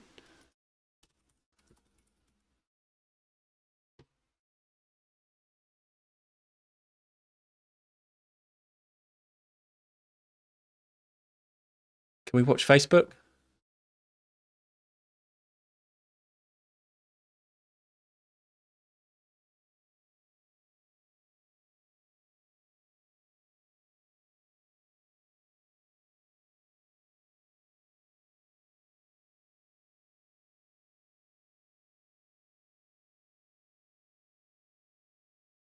Yeah. He got taken the piss out of so much doing that. He was training in Spain and he didn't speak Spanish. He's not a manager. But he's one of our finest ever captains. Yeah. Turns out wearing shorts just for sitting here doesn't work out. Hello, Sparkle Muffin. Checking in during a brief hiatus between meetings. How's it going? Well, no, not footy chat. I'm quickly going to talk about Alex doing her show. So just really brief. Actually, I don't know if I need to speak about this. Maybe we'll talk about footy. I tell you what, on a quieter week, I would have spoken about this in more depth, but because there's been lots going on. But just quickly, because some of you might know that she was, she does like a drama class, and for the last 6 months or so, or maybe 9 months, they've been rehearsing to do a show on the West End stage with a couple of other drama groups. But there's this big production where 3 drama groups do sections, and it's like singing and dancing. It's a proper musical. Anyway, I said how she had been picked to sing a solo as part of, when in fact in a couple of songs, but the one that she was sort of most concerned about was a solo in True Colours. It's the Justin Timberlake version that they sang, by the way. Like, it was that kind of vibe, so that's going to take the shine off it for most of you. But she also had to do some acting and some other stuff. She was really looking forward to it, a bit nervous, but 2 weeks before the show, her teacher, the principal of the drama class school thing, said to her that she thinks she should sing the song at a higher octave. And that completely rattled Alex because she'd been rehearsing singing it in this particular way the whole time. But the teacher was like, I think it will sound better in the collective if you sing it higher. And so we were like, well, she obviously knows what she's talking about. She's not just doing it for a laugh, is she? She's not going around fucking everyone up by telling them to do it differently.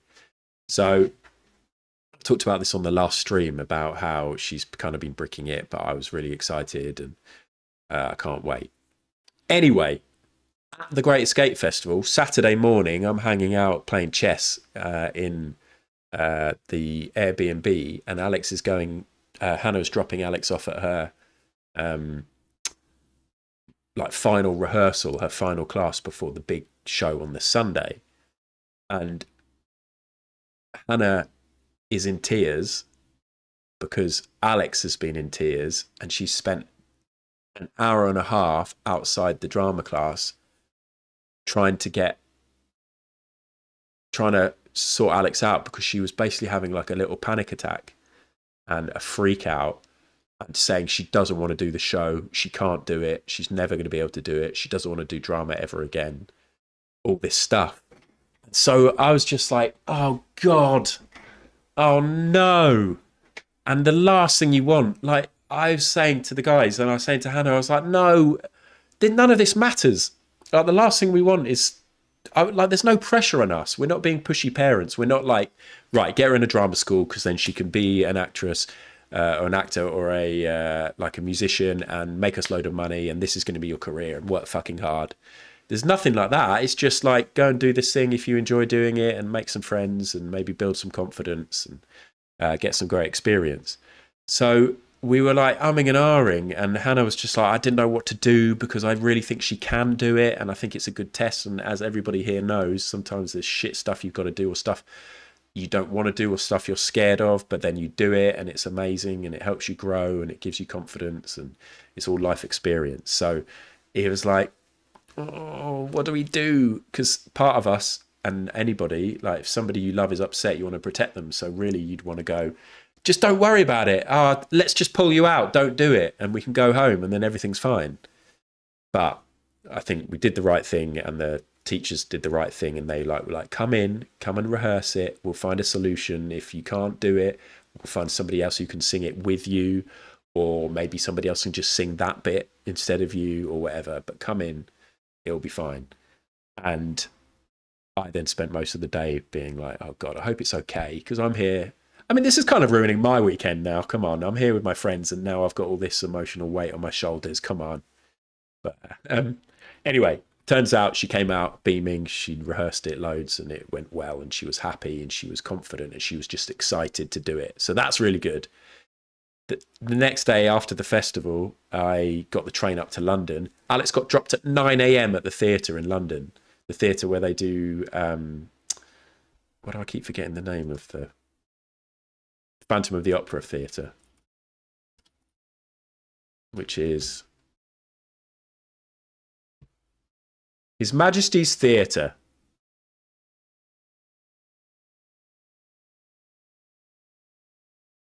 Have you got any pictures of the theatre?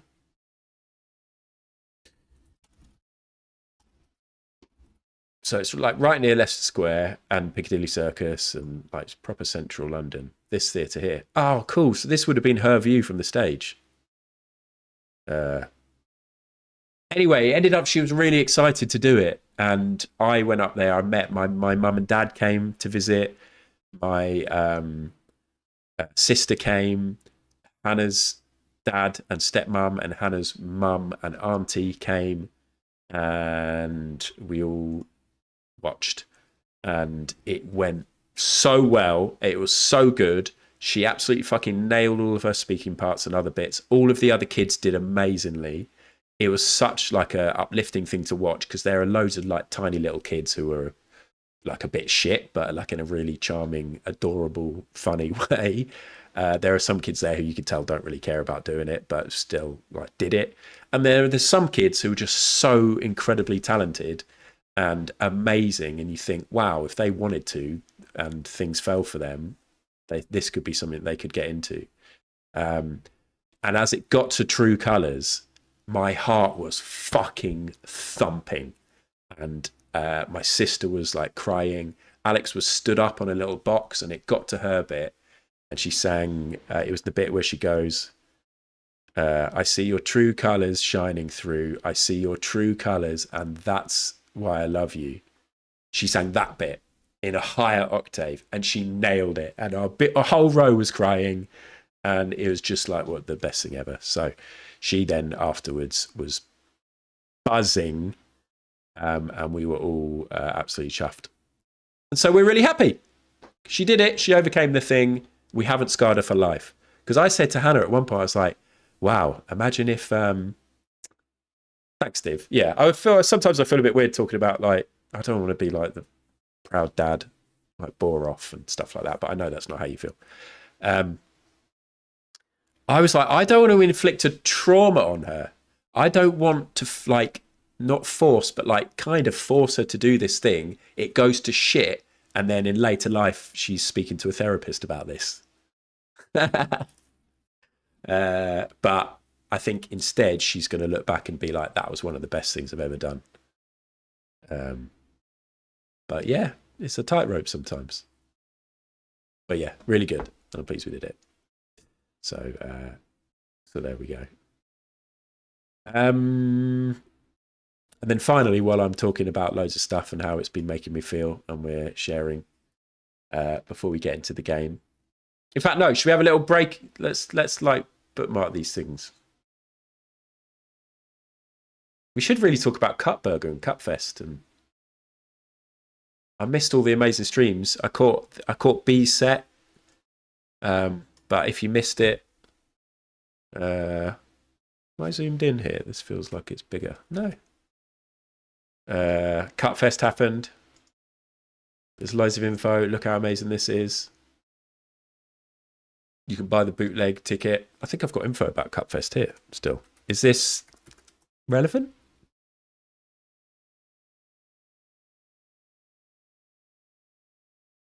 Yes, I know, exactly. Yeah, it's been so cool.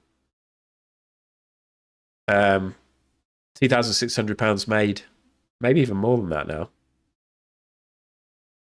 It all went really great. I haven't watched. I need to catch up on. I want to see all the sets, the other musicians' sets. I really want to watch This Isn't Cupfest, but I'm sure he mentioned it. I want to watch Pip's TPI Friday. I want to watch Div's cooking stream. The Nice Friendly Community Song Contest I have caught up. I've watched all of the songs and they were really good. I love Funkles. But yeah, loads of cool stuff happening. I think we're going to have a little break and a little rest from constantly asking everybody for money for Cut Burger, because you need a little break and you've all been amazing. But it does continue in the background. People are still requesting grants, and rightly so. So always keep it in the back of your mind if you can. But amazing work from everybody involved. I barely did. Well, in fact, I basically did nothing towards any of this. Yet my designed cuppy was front and center. And when I went into the gig, I was like, this is so cool. I designed that. Prove one just this morning. Yeah, oh no. I heard that song and it made me cry and get emotional about my friend and what he's been through, Funkle. And then how it would resonate with so many of you lot as well. About being sick and tired. Especially like the line about wanting to be a good dad and wanting to be a good partner. And then sort of not really caring about being a good employee, but still having to get it done. I love this man. I told him when we were walking down the pier. I've talked about before, like how sort of proud I am to be his friend, and especially in the context of Twitch and like how everybody else has discovered that he's just like a really lovely, gentle, kind, talented man. So it's good shit. I was like, because you're like just a really genuinely lovely man. I was like, I can be a shit. I was saying this to him. I think I'd had a few drinks. I was like, I am lovely, and I think people do think I'm nice, but I know there's like a little darkness inside me that I could do some awful shit. And Funkle didn't disagree with that. But yeah, Funkle's just the best. So hooray for Funkle Albert. And if you wanna see his face, then you can watch him on Twitch sometimes. Did I have this up on the screen when I was talking then? Or was it just my face the whole time?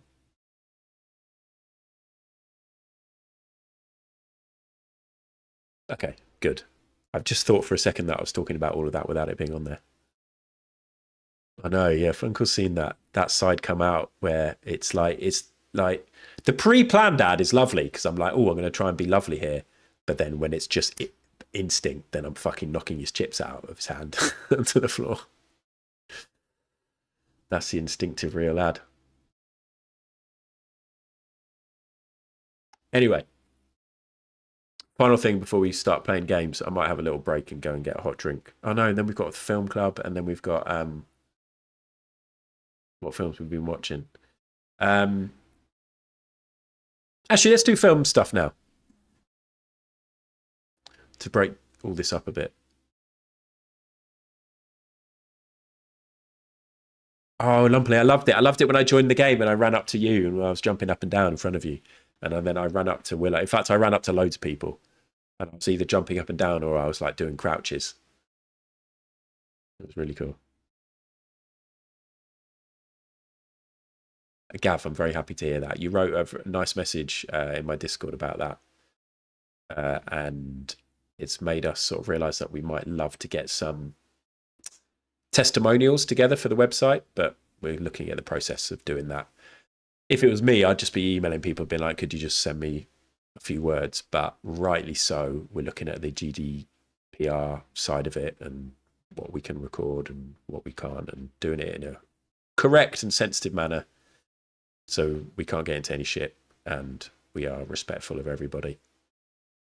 But if you have had help via Cutburger and would feel open to it, we might approach you at some point asking if you'd be up for like writing a few words. And it could be a blog post, but it could literally be a sentence. And there is zero pressure, and it could be anonymous as well. So that's just something to think about. Just seen Hannah in a mirror outside because I've got my blind open. 1 second. She's probably putting washing out.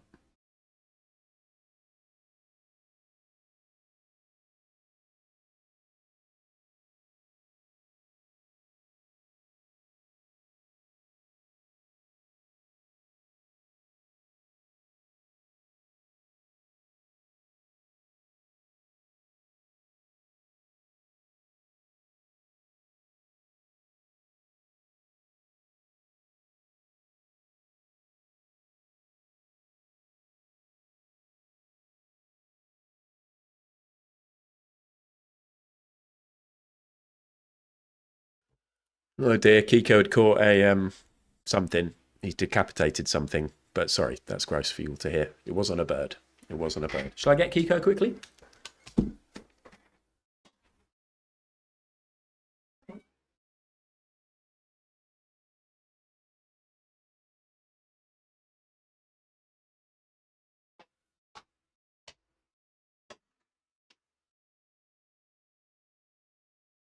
It's Kiko the cat murderer.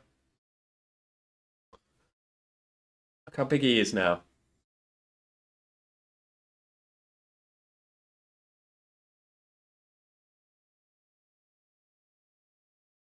I just realised, bum face. I just realised his claws and his mouth would have been all over whatever he decapitated and killed. Thank you, Funkle. And it kind of, I've now had that all over me.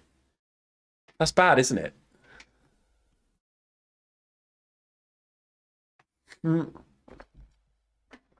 He's quite big, not too big. Let's talk about it really quickly. I'm sort of like aware that I've done far too much fucking talking, but this is literally my stream, isn't it? Arsenal have won the league. I'm an Arsenal fan. 22 years since we won the league. It's really big. It's a really big deal if you're a fan of the team. If your team wins the league, it's really cool.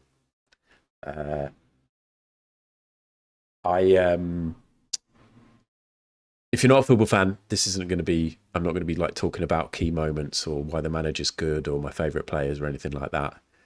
It's more going to be a little bit about the reaction to it and sort of how I found it a bit weird. And I've actually felt a bit depressed. My team's won the league and I've actually felt like a bit depressed and like flat. So, to give a bit of context, they didn't win the league by playing a football match and then like me watching that match and we win the match and that means we've won the league and then we all celebrate and the players celebrate. We won the league because our rival lost a match, and it means there aren't enough games left of the season for them to get enough points to catch up with us. And this happened on Tuesday night. And on Tuesday night, we forgot that ages ago, Hannah bought some tickets to a theatre thing, and we didn't realise that it was so close. So basically, we went to the theatre on Sunday, and then we went to the theatre on Tuesday. They drew the match. That's true, Paul. The Tuesday thing was it's have you heard of Mallory Towers? It's an Enid Blyton run of books called Mallory Towers, set at a girls' boarding school in the 50s, I think. Anyway, Alex has got quite into the TV show. There's like a CBBC show of Mallory Towers, and like she's watched all of them. Quite a nice show. They've got they've basically got a trans character in it, which is cool, and was in the books. Although they're not actually spoken about as trans, but they are basically a trans character. And it's quite a nice story, quite nice characters, adventures they go on. Anyway, so we went to the show on Thursday in Brighton. It's not a spoiler, they're just one of the characters. That isn't the plot. What was I going to say? Yeah, so I then realised, I was like, right, so Arsenal had won their game on the Monday night. And it meant that if we won our final game, which is happening on this Sunday, we would win the league. But if Manchester City drew or lost their game on the Tuesday, we would win the league. They are, I know. So I went to this theatre thing being like, oh, we might actually win the league tonight. Oh, that would be weird, but pretty cool. Turn my phone off, watch the first half of the theatre. At the interval, turn my phone on. This is a lie. I never turn my phone on and off. It was just on silent. Who actually turns their phone off in the theatre or the cinema? Probably some of you. I just had it on complete silent and no vibrate or anything. Like do not disturb. They were losing. Then turned it back off and watched the rest of the second half. I spent the whole second half of that play, and I think I would have been more interested if I hadn't been to the theatre 2 days before. Like, obviously, a very lucky person. But part of me was like, I kind of want to be at home so that I can pay attention to this other match and see what's happening and then feel it and then celebrate.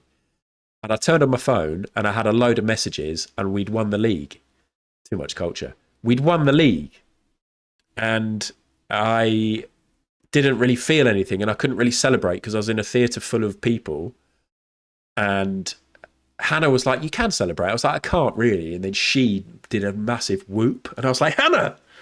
And I was quite embarrassed. And I was like, she was like, there you go, you can. And I was like, no, we can't. But I just felt really fucking weird. And the thing is that for those that don't know, Arsenal have come second 3 years in a row. And then we've come first. And it's been a slog this year because we've played quite boring football in order to get there. None of that really matters. But it also coincides with ding, ding, ding, ding, ding, ding. He's going to talk about his dead friend again. It also coincides with my friend Tom dying, because it was like as soon as he died, we got really good again. And I knew that's all it was going to take. But no, he was a massive fan, and he even did an Arsenal podcast, which was quite popular and was getting quite a lot of traction, and they'd been invited to the club, and they had loads of listeners, more listeners than I'd ever had on any of the podcasts that I'd done before. Like thousands and thousands of listeners, which for like a homemade one with no celebrity involved was really good. He had big involvement. And we were like thick as thieves, best mates, Arsenal fans. And we moved to London the year when we played in the Champions League final last, 2006. And I remember we were living in South Norwood, which was nearer to Crystal Palace. And we got the train up to North London. We watched the Champions League final, which we lost. And then we got the train home, just silent. But then we moved to North London, and it was like we just moved to the big Emirates Stadium, and we started, like, we went to the stadium, we walked around, and we were like with our Arsenal shirts on, taking photos outside of the stadium like proper tourists. But then we moved to North London, and we lived, hello Kate, we lived like a 10-minute walk from the stadium. We used to be able to get tickets to matches, so we used to go to matches. We used to go to all the Arsenal pubs, watch loads of matches in the pubs. Had such a fucking great time. Like in the Arsenal pubs there, there'd be chanting when goals get scored, like loads of jumping around, hugging, beers accidentally being spilt rather than the performative bullshit you get these days. Oh God, I'm turning into a real grumpy old man. But where people just like throw their entire pints up in the air. We just had the best times. But it coincided, my 10 years in London coincided with like a fucking shit period of Arsenal Football Club not winning the Premier League and not doing that well. We'd win the odd FA Cup. But it was called the banter era for a lot of people. We had a lot of players who weren't very good, and people used to take the piss out of us. And it was rubbish. Then I left London, and things started to change a bit, and it started getting a bit better, and Tom started doing the podcast. And then... exactly, Hereford. And then Tom died.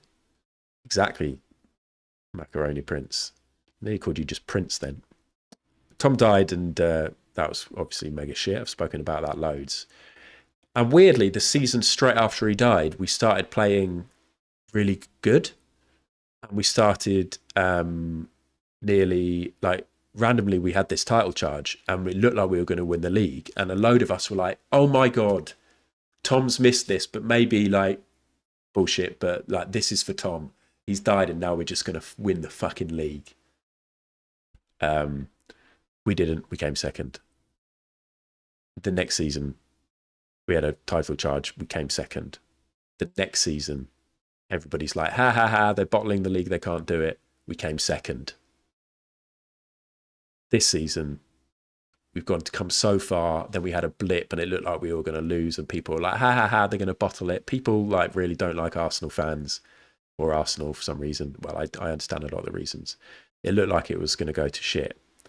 But we've had this like build, like it's been getting so close, and I've been getting really into it, and I do watch, I try not to talk about it too much on here because I know loads of people don't give a shit. But when I found out that we'd actually finally won the league, I've been building up thinking, oh my God, the release, if and when we win the league, the release is going to be huge, because not only is it all these years of getting so close, but also I feel like I'm going to like get really emotional because of the fact that Tom isn't here to see it. Oh, thanks, I know. And then when it happened, when I was at the theatre, I was like, oh, I can't believe this. And my two other friends, we sort of changed our approach a little bit, got a bit more boring and a bit more focused on defence. And the players had the experience of the knockbacks and the failures to learn from and that kind of thing.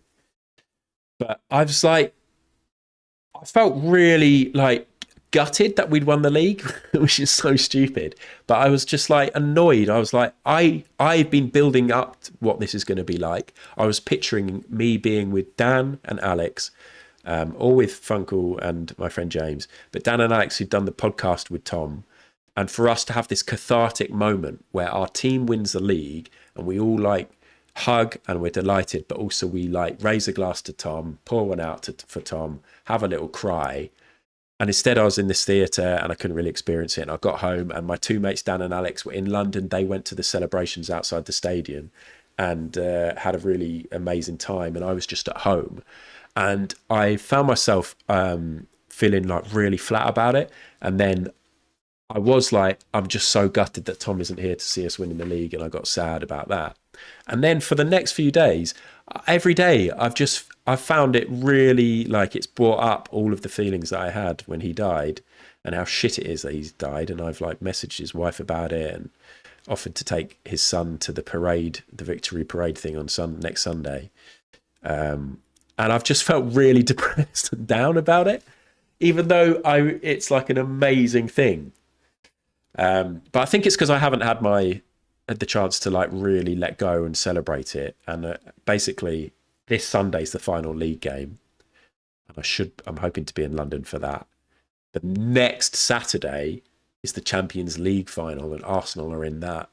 And I'm going to watch that, and then I'm hoping on the Sunday to go to the parade. And then I think I'm just going to let it all wash over me and remember all my amazing times in London, and I'm going to think about Tom, and I'm going to have a great time. Yeah, sometimes life doesn't give you the perfect moment. You sort of picture how this thing's going to be, and it is more important because of Tom. Like it just is. That was a big shared passion of ours, and we shared so many moments when we were like young and carefree, and we had girlfriends but we didn't have kids, and we'd go out and you could get drunk during the week watching the football and get out for work the next day, both working jobs that we weren't that fussed about, so we didn't need to bring our A game. But we bonded so much, and to be living in the community of a football club is something that I hadn't really done before.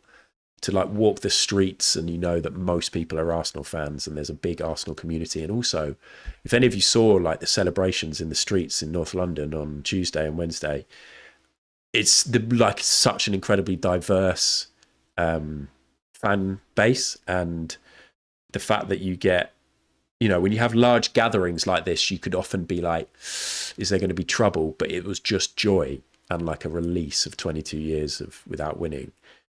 And Hathaway's an Arsenal fan. But yeah, it just it kind of reminded me that it like does mean a lot to me, even though I've sort of suppressed a bit of that football fandom. It does mean a huge amount to me. And then it obviously just dredged up some stuff, as you say.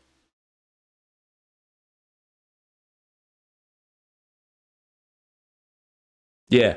So like I got home and I came in here and I got on my desk and I got this like picture of me and Tom. And this is like outside Manor House Tube Station, which is literally on the corner of Finsbury Park, like the southeast corner of Finsbury Park, and then the south west corner of Finsbury Park is Finsbury Park Tube Station. And then you've got Arsenal Tube Station, and it's like all there. And that's where we lived when we moved to North London. So I think at some point I'm going to go up and I'm just going to like walk around the stadium and just like really drink it all in. I'd like to anyway. So yeah, just thought that was kind of interesting, like thinking that there would be like a huge celebration and then actually feeling kind of sad. And then I was speaking to Dan and Alex about it. I sent them a voice note. I was like, you guys have been having these amazing celebrations. I kind of feel really depressed. But people can make a little joke about it being football, but the thing is, this is just a community. It just happens to be about Arsenal, but it's part of humanity to find people with a similar goal. Hope and joy to you. Yeah, that's lovely, Mac, and it's very true.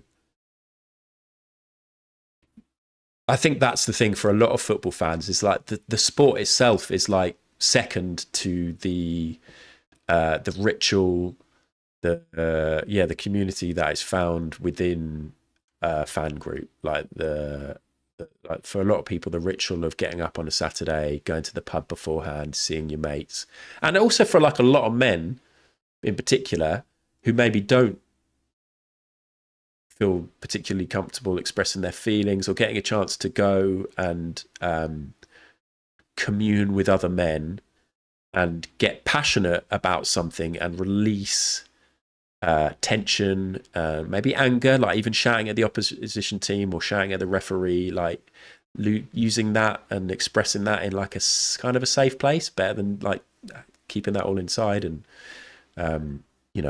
expressing that anger at home with their family. And then being able to actually like score a goal, hug your mates. Like, normally, I'm not a hugger, but if a winning goal gets scored in the 90th minute, I'm hugging all my mates and getting that like that tactile connection. Everything like that is like it's really beautiful, and I've kind of missed a lot of that actually. And so I was really looking forward to. I'd arranged so that hopefully I could definitely be in London for this Sunday. Even though we're going up to the Midlands, I was going to come back down on Sunday so I could have that moment. And I think because I then missed it, I was annoyed, but there are going to be moments like that. Like Sunday will still be like that, and then hopefully the next week will be like that too. Ritual community, collective experience, connection, emotional release, and a safe box. Yes. Yeah.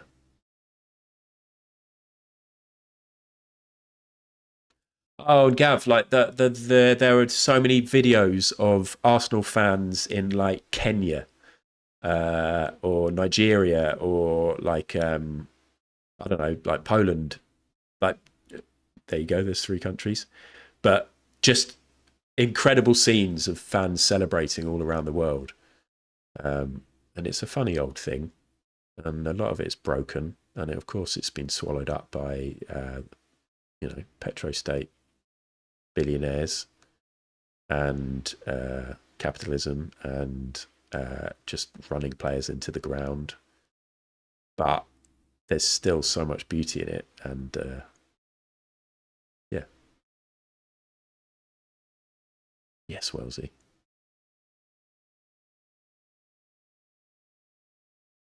Yeah, yeah. Yeah, the coaching is a funny thing. I've sort of had this little epiphany that I'm like, fucking hell, the coaching is a big old undertaking. I realised, I only found out that actually they only have 1 month off training. So it's kind of like I'm expected to spend 40 of my Friday nights a year-ish coaching, and then like 40 of my Sundays going to matches. And I'm not going to do that. Like, I want to have a life and do other stuff. I'm happy to do loads of them, because it is fun, but I'm trying to speak to the other coach about that before the next season, because he does everything all of the time. And I'm like, we need to have lives. We need to get another coach involved so we can like take time off, because this is voluntary. This isn't our job. I'm not getting paid hundreds of thousands of pounds a week like Mikel Arteta. I just don't wonder.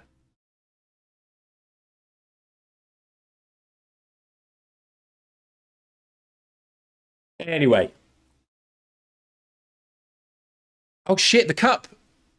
Ange, did I knock you out? I don't know what's going on in the cup. I know that it looks like I might come second in the fantasy football, everyone. Cudder has run away with it. It looks like I might come second, which is actually huge for me.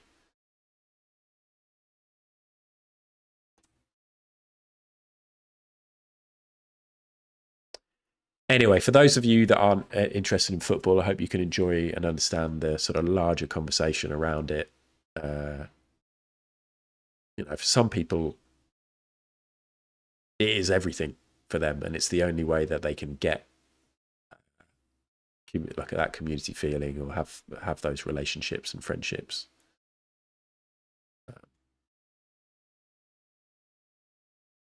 I really wish Tom was here, because it would be fucking fun to go and celebrate this with him.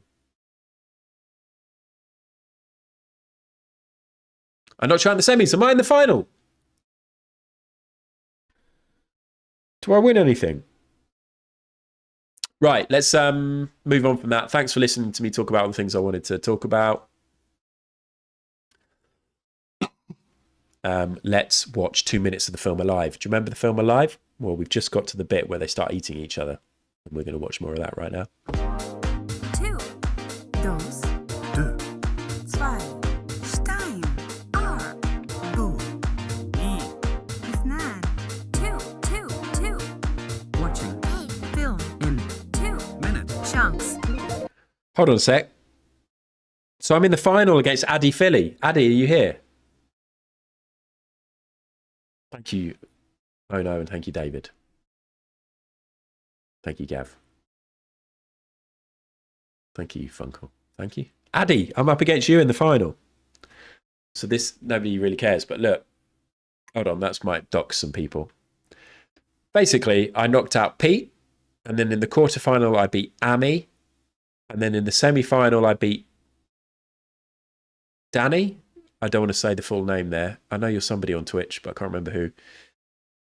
Oh, it's you. We've literally just talked about that. I'm really sorry. That's you. I'm really sorry that I just doxed you. And then in the final, I'm up against Addy Philly. Brand new Pete, yeah. That's incredible. I'm very excited about that.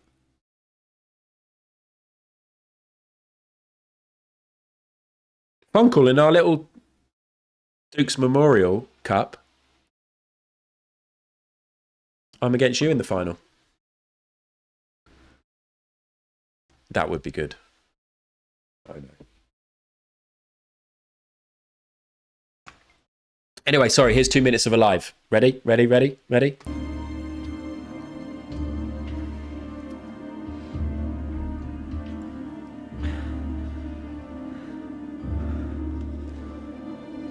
So the first person ate some bum, some frozen bum.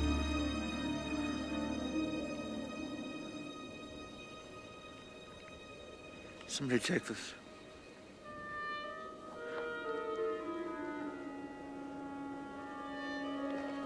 Some yummy bummy. Next up.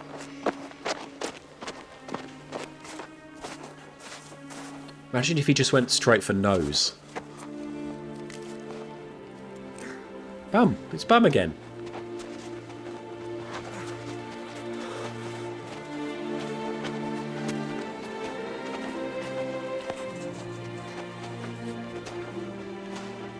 Yes, John, you should.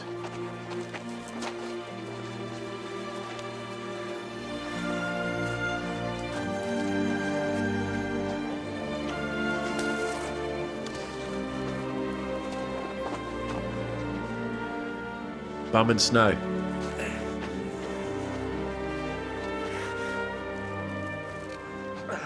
Here, someone take this and eat it. Come on.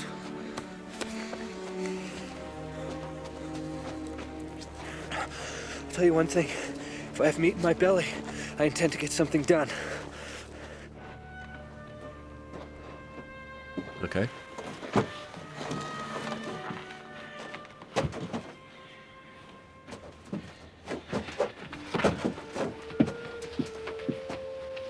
Where were you?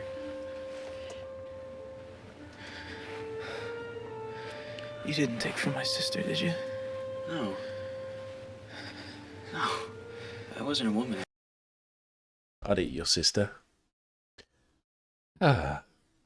So, now I want to know, in the film Alive, what did they use for the human meat?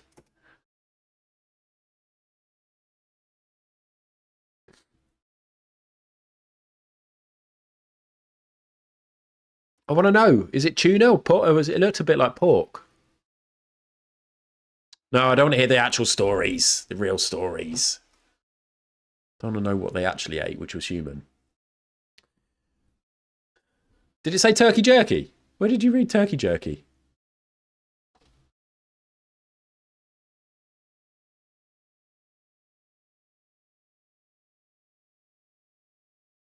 Literally at the top. The AI bit. Oh, I see. Spread the word, everybody. VT gets their facts from AI. I should never lash out at VT. I'm just not really lashing out, is it? Look what we're doing at coaching today, by the way. I was trying to read, like, this is the stuff we're doing at coaching. The other coaches set this all up, and I'm reading because I'm going to have to direct like 20, 11-year-old or 10-year-old girls to do all this. And most of the time, I don't even understand it.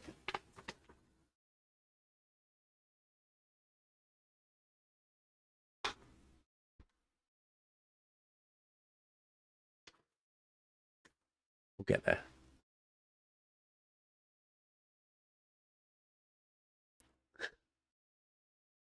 The AI experiments.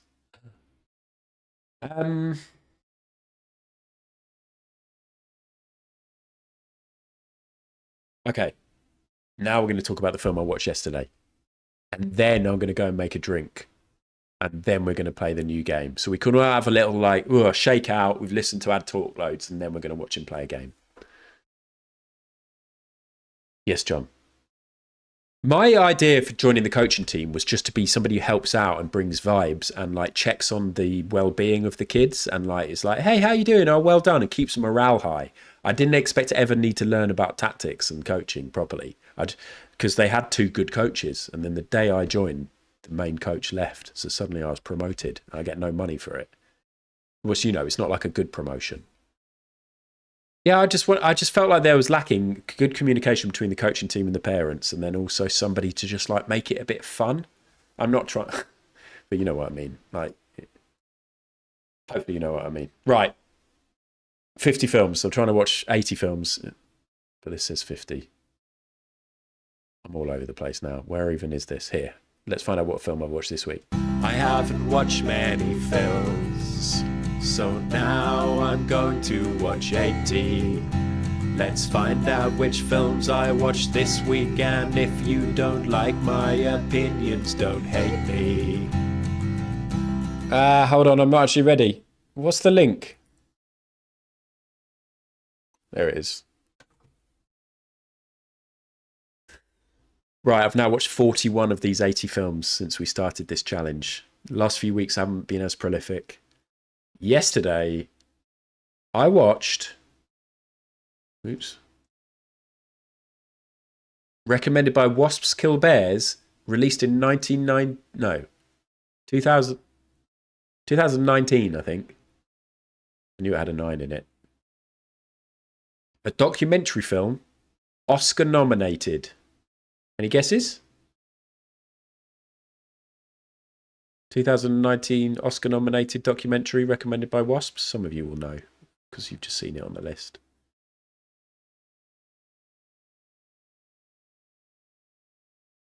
Minding the Gap.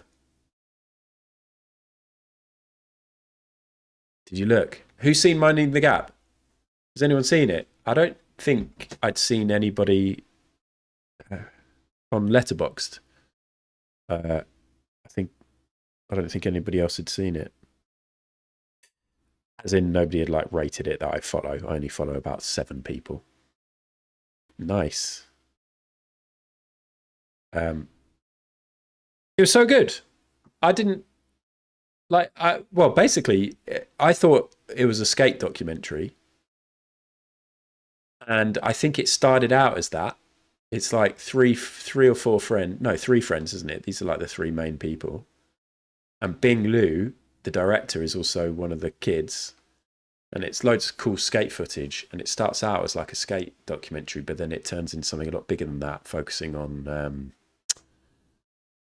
like coming of age, having to grow up, responsibilities. One of them becomes a dad. And then also childhood trauma and how that informs you as an adult and stuff like that. And it was really cool. It was a tough watch at times, but I thought it was really well made. And it was just so cool to see, like, this guy at the top here is the director. He shot all this footage over, I don't know, over a decade or a decade and a half. And to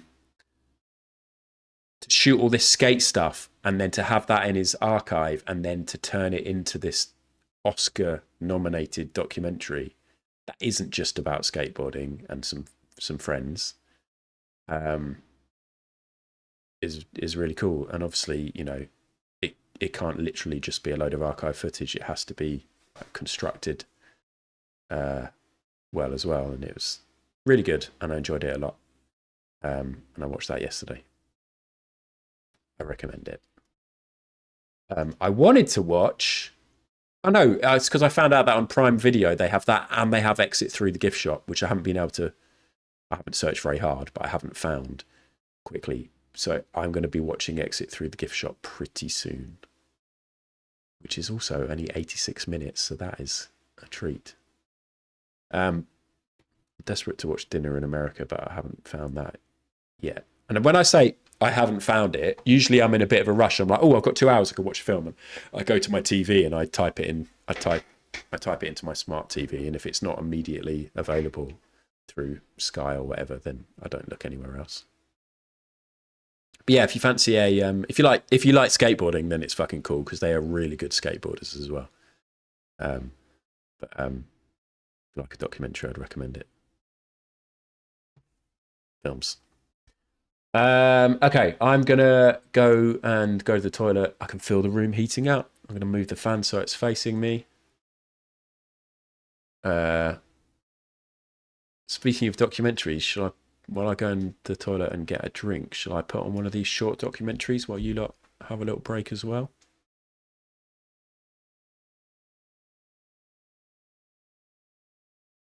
I reckon I need something that's like 7 minutes. Man in Van, 6 minutes. The Archive, the world's largest record collection, 7-minute documentary. That's good. That's going to be good, isn't it? Is it? I hope nothing awful happens during this.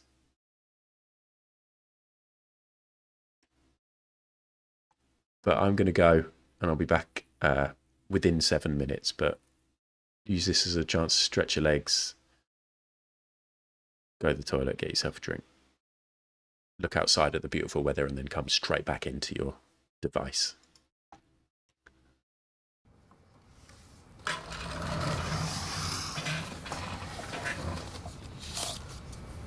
Just check the quality. Can it be any better? No, it's 240p. You're just going to have to deal with it. That is the first flat record. And that's from 1881. Who knows what it's worth? How can something that old not be worth a lot?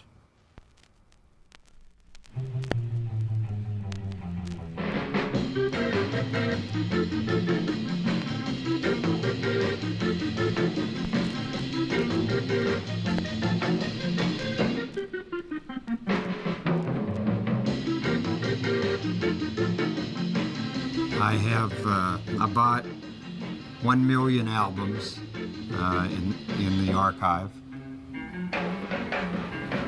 and about 1.5 million singles.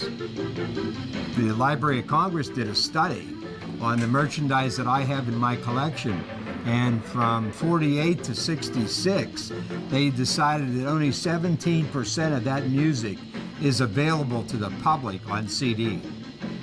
Now, do you think about that for a second? That means 83% of the music that I have on those shelves you can't buy at any price anywhere. This is probably the store's single most valuable record. This album was never commercially released for the consumer, and it's very rare. It's worth anywhere from $6,000 to $10,000. And this is a brand new copy.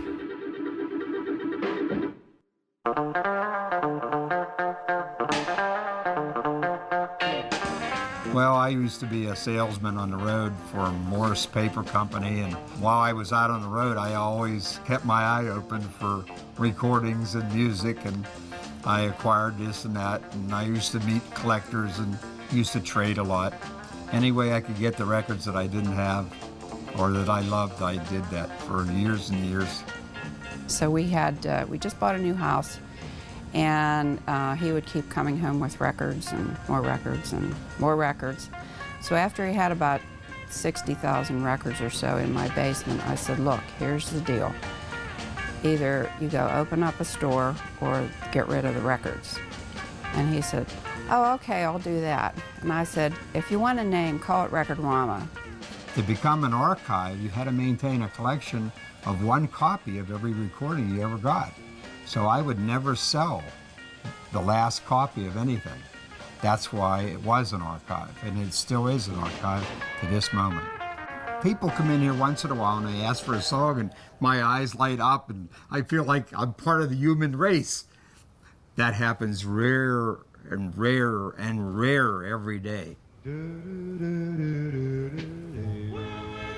It's a sad commentary on the times.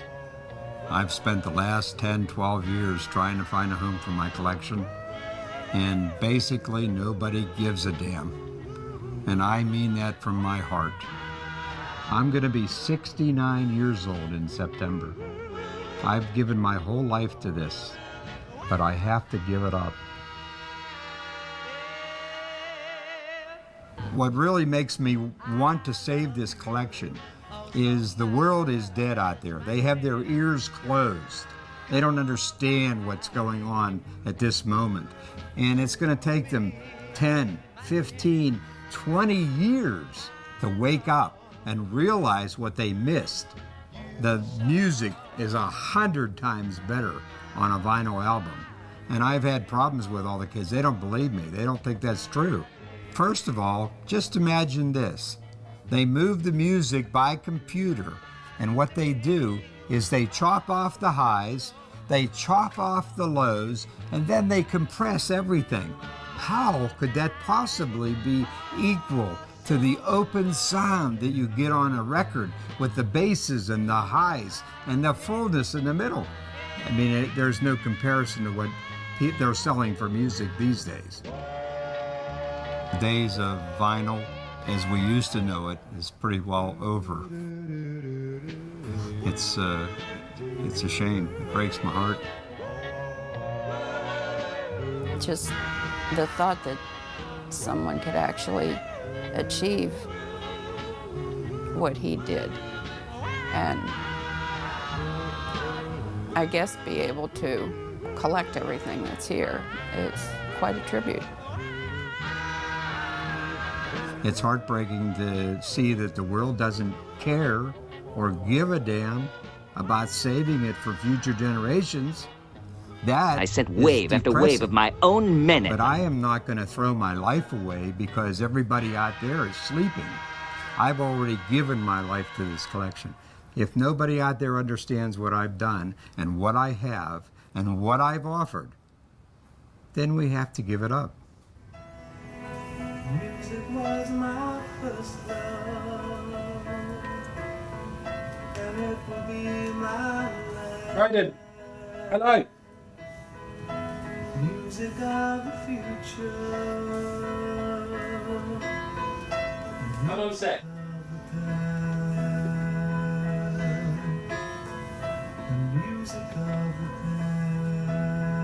Hello, thanks for the raid. How's it going? Sorry, I just took a little break because I've spent ages talking, and I've gone to the loo and got a drink, and so I put on a little mini documentary about the world's largest record collection, and we've got a minute and a half left. But hello, welcome, thanks for the raid. I had my stream open on my phone whilst I was making the cup of tea, and he said that he was 69, and I quickly checked chat to see if anybody had said nice. Robin had said nice. I felt really happy, Robin. Thank you. Add drinks from the loo. What? Tea, I promise you. How can I show you without pouring it on my laptop? Look. Oh, it's not creamy piss. Good work, Robin. There were 69 viewers for a bit. Oh, yes. Well, thank you very much for the raid. Thanks to everybody who's come in. Feel free to hang out. I spent 2.5 hours chatting about various things that I've been doing over the last couple of weeks and experiences and how they've made me feel. So if you fancy that, go back. But if not, this is finishing in a couple of minutes, and then we're starting a brand new game. I'm going to be streaming until about 4. We're going to be playing a game called Thrifty Business, which is set in a thrift shop. It looks really cool and very sweet and cute and bright. And yeah, if you like the game Unpacking, it's like an isometric, cute game with lots of items. It's the same vibe. He's asking for $3 million for all these records. I mean, I wonder if how much it's worth, because didn't he say he's got like over 1 million records? So that's $3 each, and loads of them are going to be worth a lot more than that. So that's probably okay. Anyway, scroll down. It's not a healthy shade of piss, is it? But hello, hope you're good. Hello, Sheila. Hope you're good. Yeah, is it good? Have you been watching people play it? It only came out on Sunday or something like that. B raided into somebody who was playing it, and I was like, I'm going to give it a go. I mean, 3 million seems reasonable, but obviously, who's going to have a spare 3 million to spend on a load of records that just sit there doing nothing? However, surely if you had 3 million, maybe if we could get together 3 million, it would be worth it if then collectively we went through it and itemized and sold each individual record, we would make a profit, which we'd then give to Cutburger. Oh, cool, nice. Right, well, maybe he'll die soon, and then people can have it free.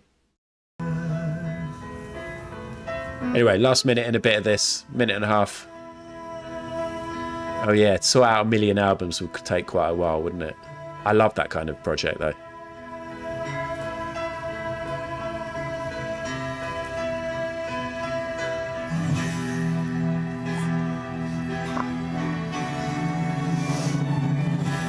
What's weird is it looks like this was filmed in like 1998, but then it was talking about his shop closing in 2008.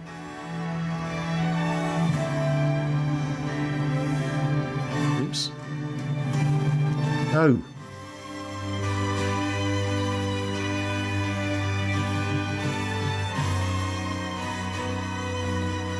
Official selection. I've given my life to music. The 2009 Sundance Film Festival. All it's called is music.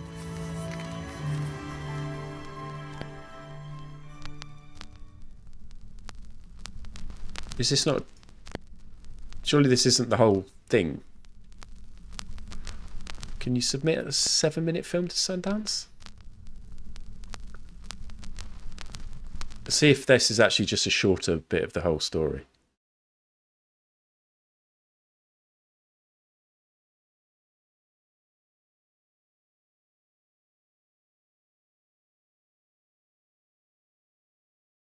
With your cookies. No, that is it. The documentary short. It wasn't very good, was it?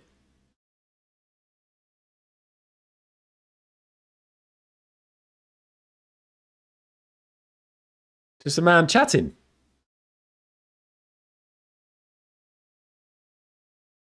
He did sell it. How much for? I was pissing for half of it. Yeah, okay, I actually genuinely did miss the first couple of minutes, which is, 30% of the whole thing, so. Not enough skateboarding. Right. Right. Let's play this game. It's got some Twitch integration. We're going to find out about it. It's called Thrifty Business. I set it up yesterday. I used my Twitch or my Steam wallet to pay for it, which is very exciting with all my money. All my money that I've got from buying, from selling Counter-Strike guns. Bio Zero Freitas of Sao Paulo, Brazil, a Brazilian bus magnate. Wow! So I wonder what he's doing with it. A bus magnet.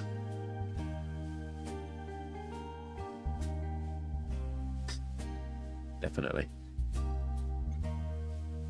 Right, I've got the fan on me now. Right, I don't know anything about this really. I just saw somebody playing it and it was a bit I didn't know what was happening, but I just thought it looked cute and I googled it and then it sounded good and here we are. So, oops, we're gonna play. Oh, Mary, you going now? Enjoy. Have a nice time at Home Bargains. Exactly, Hereford. Now we play. Ooh, shall I be called Margaret Kindhaven?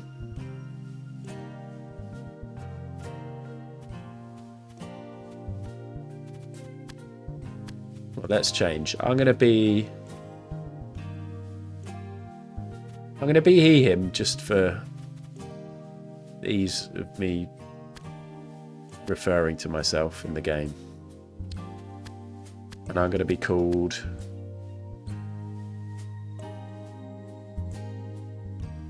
oh yeah, player name and then the shop name. Oh yeah. So my name's not Una Eco Chest. Okay. Ming Auntie's Haven. So close to my actual name. Any idea what we could call the shop? Any ideas from the stream today? Things we've talked about, maybe things that we could call, like fun things we could call the shop? I've got no brain power, basically. Yeah, unit echo chest, I kind of wish we'd stayed with that. Is my internet gone shit?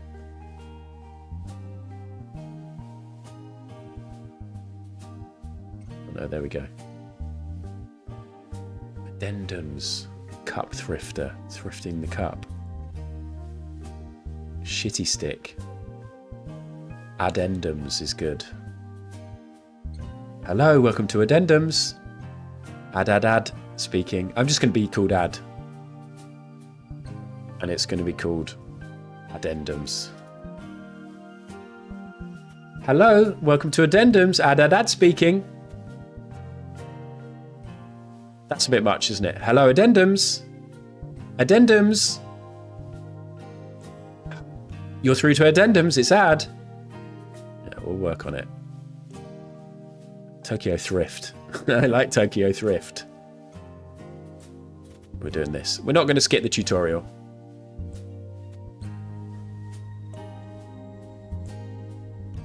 Am I tall? Am I average? Am I short?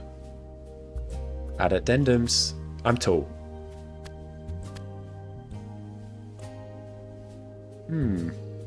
I was going to say they all look exactly the same. Slightly different nose. Oh, okay.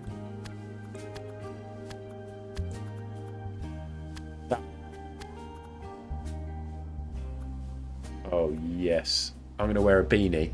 Or am I going to wear a cap? I'm going to wear a beanie. And then my hair's going to be purple. Or is it?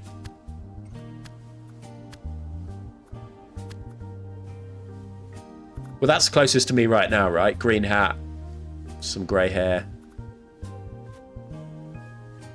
Well, I just look like a granny. I just look like a granny. Let's change. Let's change. I don't want to look like a granny. Maybe long hair and a moustache.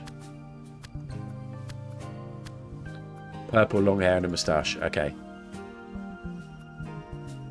What's going on here?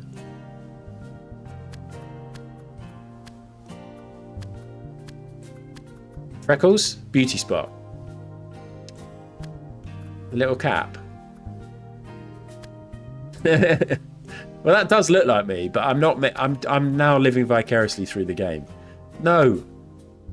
Oh, okay.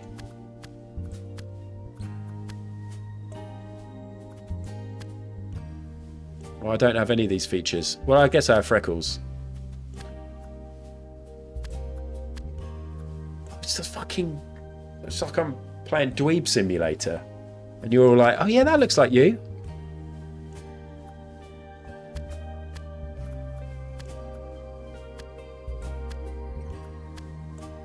Well, my glasses are slightly... My glasses are a bit circular, aren't they? It looks awful. Yellow. Yeah, I'm going to end up looking like Timmy Mallet. Alright. Ooh. I think I want the skull. This is how I used to dress exclusively in my 20s, with a long sleeve under this short sleeve t-shirt. I think that would actually be my vibe. Let's check the colour options.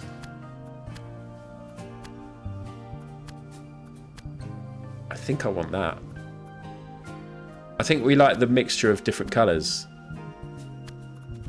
Okay, what kind of shorts and shoes? This is good. Probably that. Maybe that. These like slip-on Vans.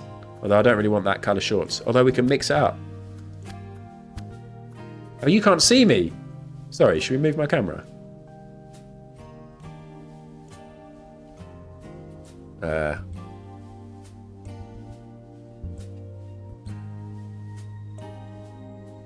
Let's go there.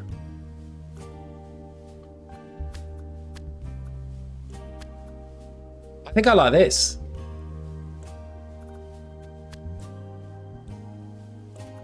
We're not going to wear a dress yet. We're not ruling it out, though. Okay, hold on. immediately I've got some sort of inventory or something down there, and then I've got stuff up there. So maybe I'll go up here. Although then I'm covering myself. Maybe I will go up here, because all I've got up there is like controls.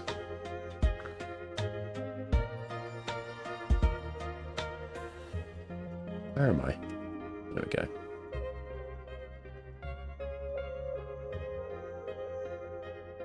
Let me drink some of this tea.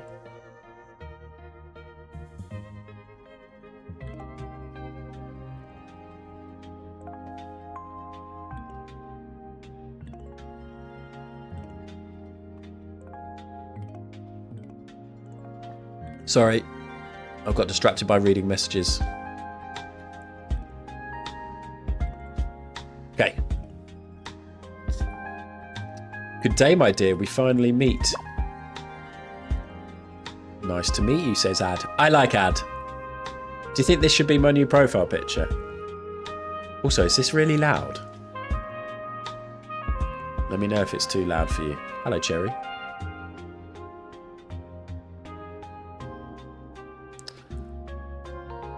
Not too loud. Okay.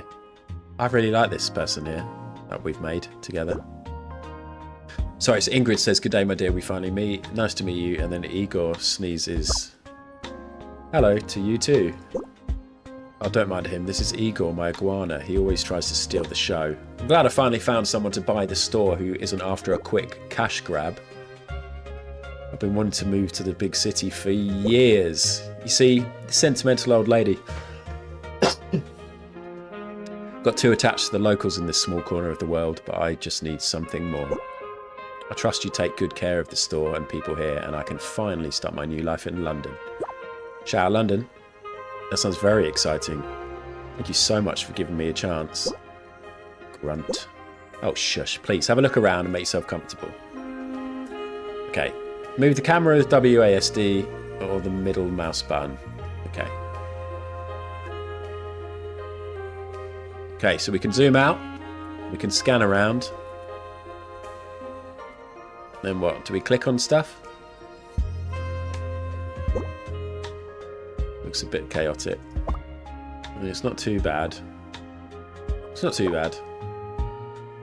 Ah, child, stop the faff. You can be honest with me. I'm old, but I'm not deluded. I just couldn't keep up the cleaning because my back kills me every time I try and bend down. Now, please do me a favour. Pick up the trash that's lying around and throw out the broken furniture. Okay. Maybe my camera here is good. Click on it to pick it up. Okay.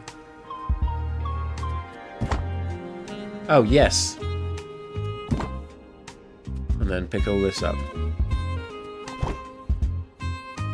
Little less beef on the music. Fine by me, because it is quite loud for me. Thank you, John. Should we go 80? Sounds like exactly the same volume to me.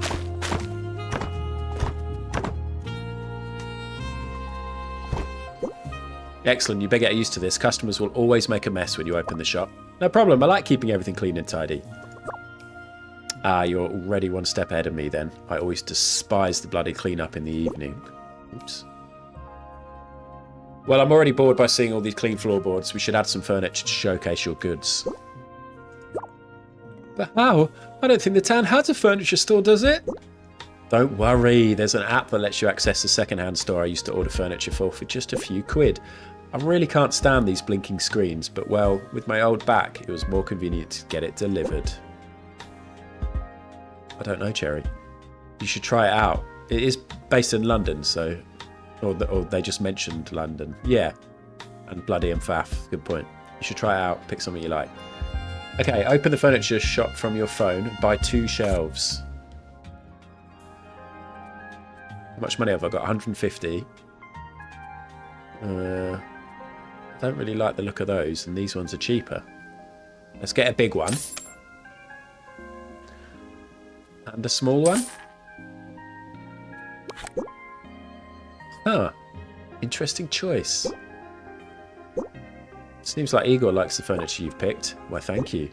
Now the delivery is really quick. You will find the furniture in your inventory. I can't help you move it around, but you look strong enough, so you you can place it in the shop. Inventory, up here. Rotate furniture with right mouse button or R. Oh, this is going to be good, isn't it? Okay, let's just put that there and that there. Let's shut that and then let's move it. Spell Garden Games is a queer female-led indie game studio from Germany and Scotland. Oh my god, I couldn't have picked this. I couldn't have picked a better option.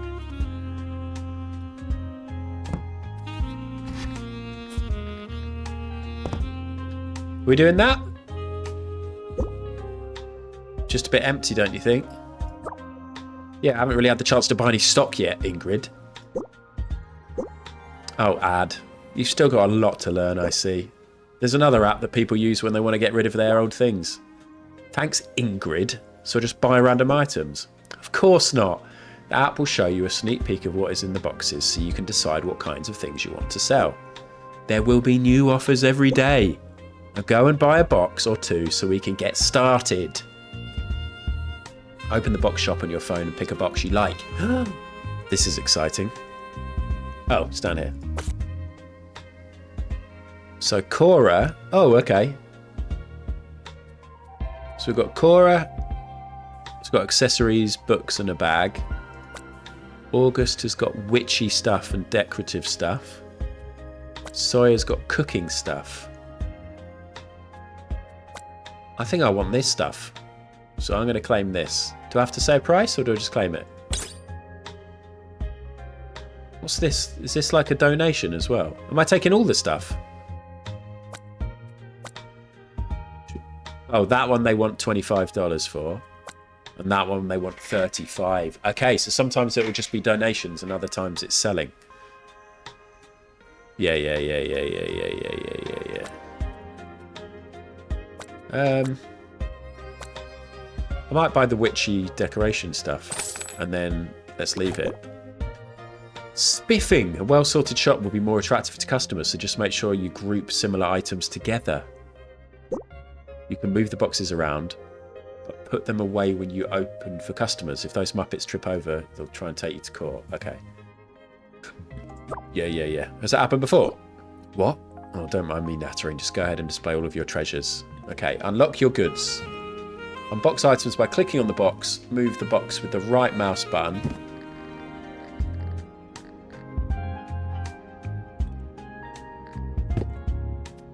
Extra items can be stored in the box inventory if needed.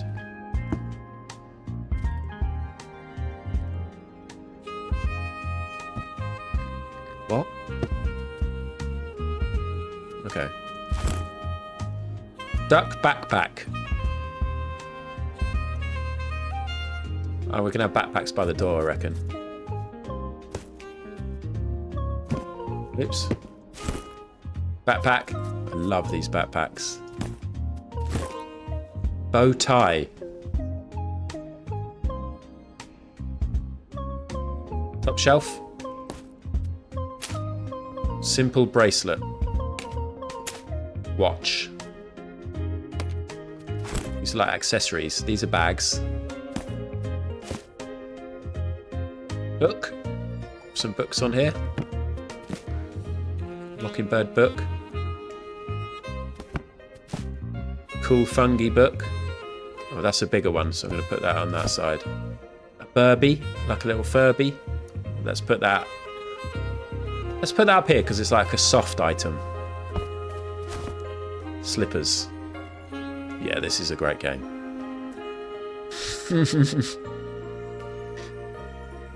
Shoes with the clothes over here. Plant. Fuck. We're not going to be able to have proper category shelves for all of these things. Retro fanny pack. Glowy dress. I don't have any hangers.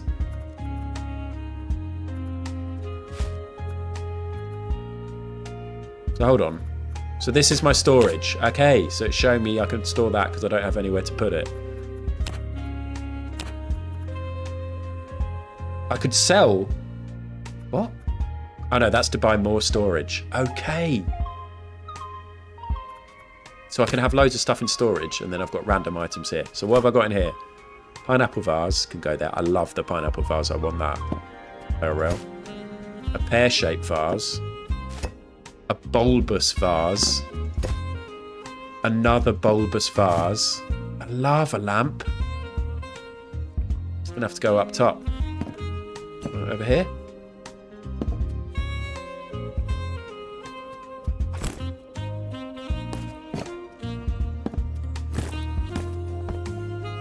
Oh, I get to align stuff. Industrial lamp.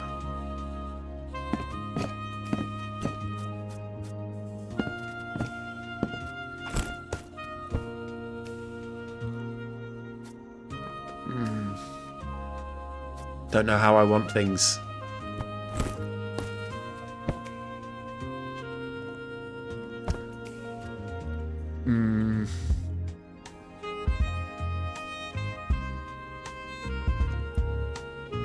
Would be fun. Crystal ball? That's cool. Quartz crystal. Okay, so... Oh. Can we buy some more shelves? What have we got? Oh no, I do that over here, don't I? Over here. I mean, I shouldn't buy more shelves yet, should I?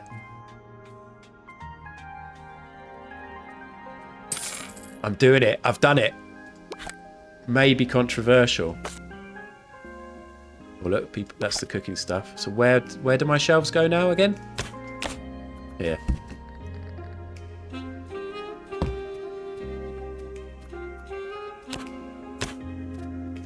Can I pick up this whole thing? No, you can't pick up the whole shelving unit. Why is it not letting me move this shelf now? Okay.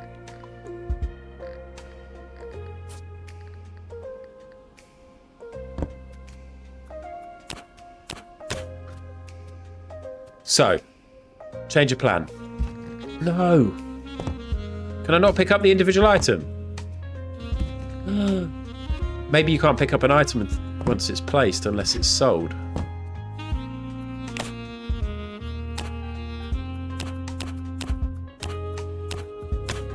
Well, that's annoying. Jade crystal. Drinky bird. Oh, yes. Let's put this random shit over here.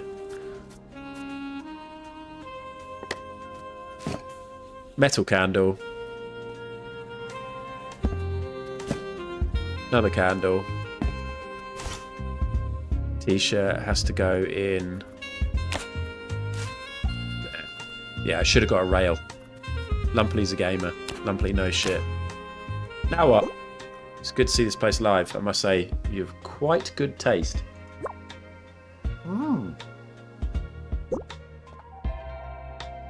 It's almost 9 AM, so I have to get home to watch my show. I'll leave you to it. Time to open Addendums. The shop's called Addendums. For your first customers. I'll be back soon. Toodaloo. Open your shop. Press open. Okay, shall we just find out about Twitch integration?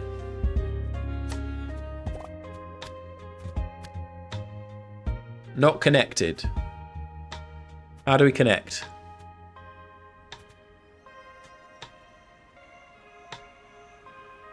Okay. Connected.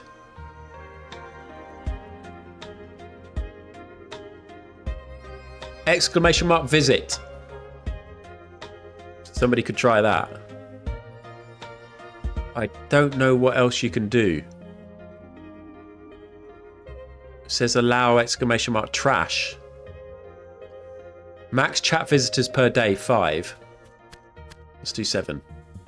Max chat boxes per day. I don't know. Let's go back to the game and... VT's here! So this person we don't know. Okay, so what now? Cherry, what's this? Why are you a little blob? Cherry! Cherry, you're trash. Cherry, you are trash.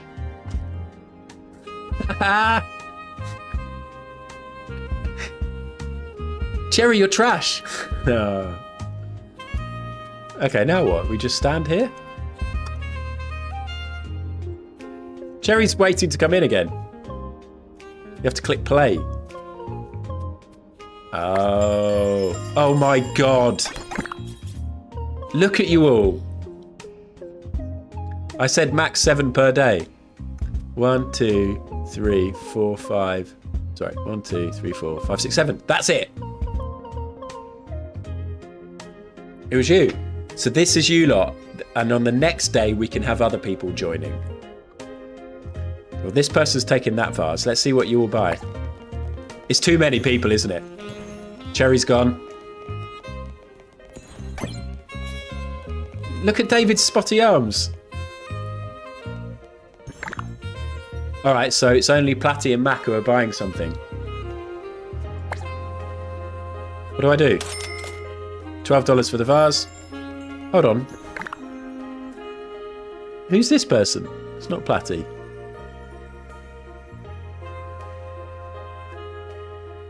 Do you think I should up how many people you're allowed? Or maybe it's too many, like if you all do visit at once, you all arrive at once and it's a bit much. Platty, your name is backwards, you bought a candle. Mac is buying the lamp.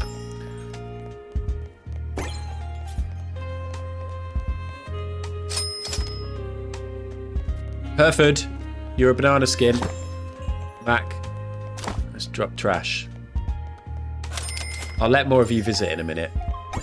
And when I say in a minute, 7 a day, so let's up that to 10.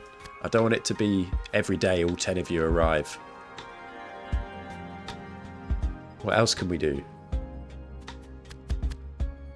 Max chat trash per day 20. I think that's okay.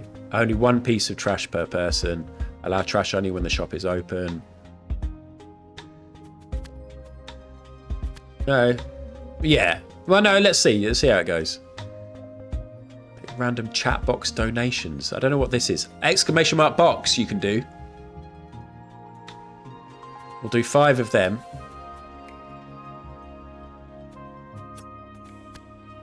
Okay. But that'll be at the end, will it?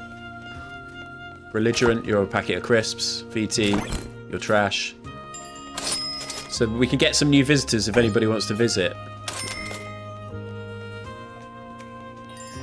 Cherry, you're trash once more. Tarantula Lansbury, Belligerent. Tinker Taylor. Walk into a thrift shop. Having a good old think. Tinker Taylor's bought the bum bag. The funny pack.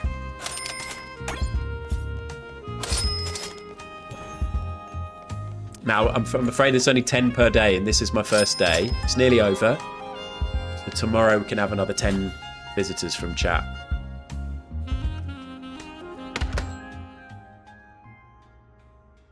Oh, cool. So look, it's giving me my... oops.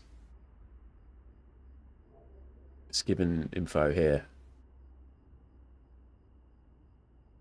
Ooh, you can donate. You can do exclamation mark box and then the category. But we don't... Oh, here are the categories. Okay, let me open this to look at the categories. Let me put me there. Look at all the categories. So everybody, if you want to donate a box of stuff to me, those are all the categories. So bear that in mind. Grey? Well, I don't know if that's going to work straight away, Mary. It might be you have to wait until the shop is... until we go back, but who knows? They might just arrive there if you've done it. So those are categories. There's a queer category. We're going to get 10 visitors, 20 chats, 20 trash. Okay, so I had 20 customers, sold 12 items. I got 186. Okay. God.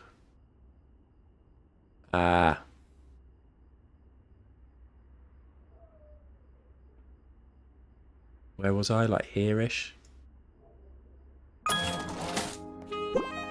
Good morning, Ad. I don't say Igor's bits. Hate Igor. Good morning, you two. You won't believe it. I already made my first sale. Oh, I do believe it. This place used to be quite popular. And it will become even more popular if you keep it up. You'll collect more community points when people like it. What are they for? You'll need them for these stamp cards. With community points, you can unlock new furniture and decorations. Go ahead and try it. Keep your shop clean and organised. Collect community points. Check out the stamp cards. Unlock themed furniture and decorations. La la la la. You find them in the furniture shop. Okay. What? So I can buy these.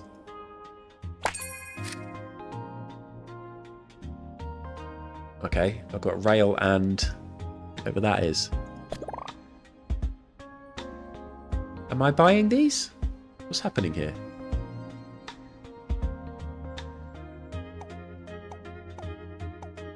Okay.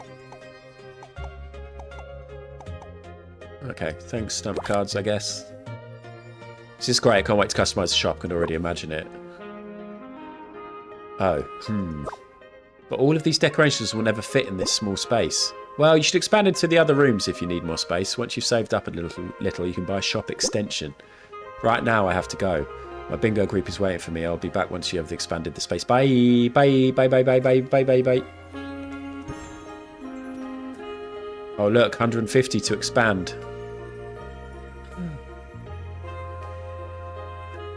To downstairs. I could do that straight away, but let's not. Let's look at our boxes. Are there any? Oh, you look, there's boxes from you lot. Okay, well, first up, Jess has got hobby graveyard, camping games and sports. Diego's got a load of dresses. That would be cool if I had anywhere to hang them. I should get a hanger straight away. Mac is offering me a strawberry box, a book, and a goblet. Belligerent is offering me a candle, a bone, and some moon boots. And some other stuff. Yeah. Tinker Tailor is offering me an incredible, fleece. Some coasters or something. And a board game or a box or something. And then Octorob. A stack of stuff. A doll. And is that amethyst? I only know that because that's my birthstone. Where is the best place for my camera in this game? It actually feels like it might be the left camera. So maybe we do that.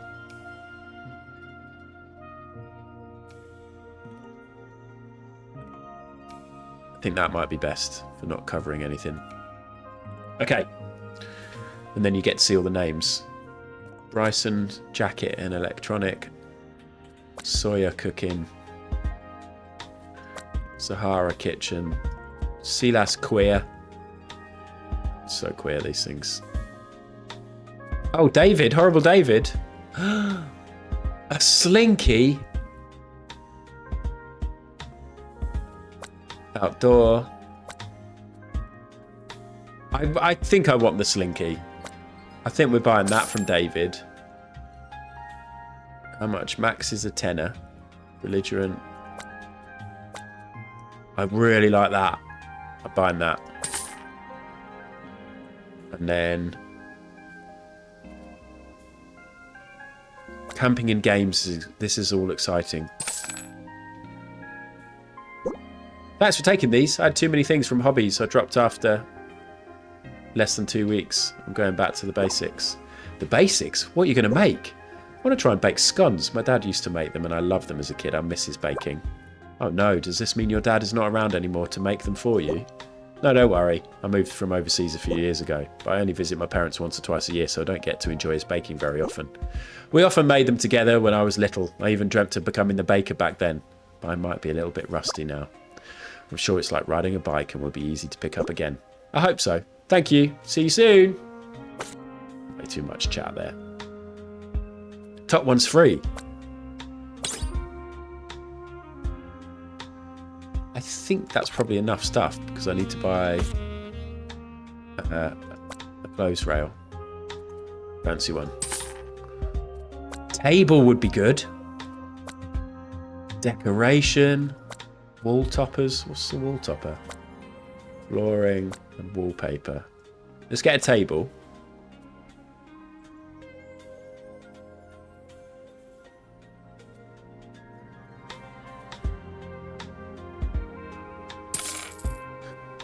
Okay, give me my stuff.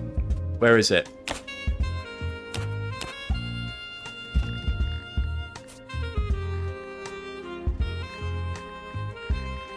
We've really got to think about this, haven't we?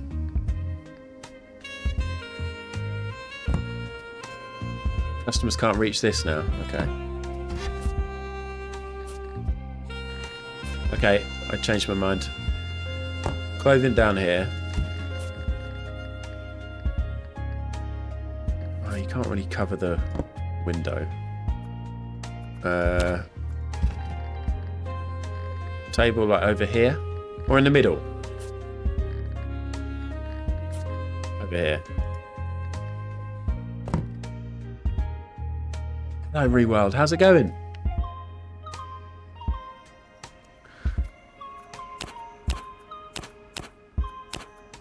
Okay, look, close. Nerdy t-shirt. And then we've got our other boxes. Look at the... Oh! Okay, let's put the gems there. Whose box is this? David's box. The slinky. I reckon the slinky goes... this, like, so if a child comes in, they'll spot that straight away. Balloon goblet. Let's put some random goblets on here. Book.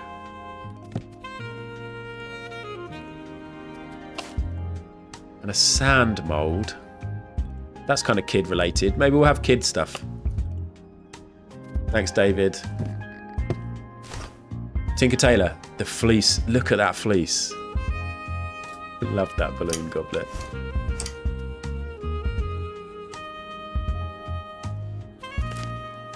Origami paper, that's for the kids.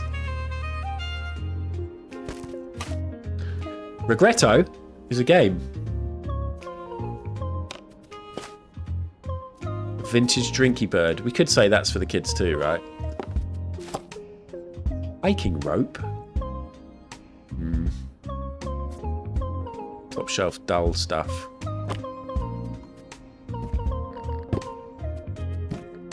Is this the free one from Diego? Is this full of dresses?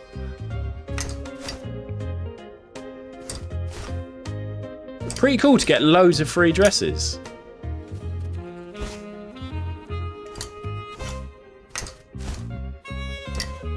Is this too many things? Tell you what. Let's just make it dresses for now. No more room for dresses. Wow. Did it say they're full of moths, or it just would be? What do these points mean?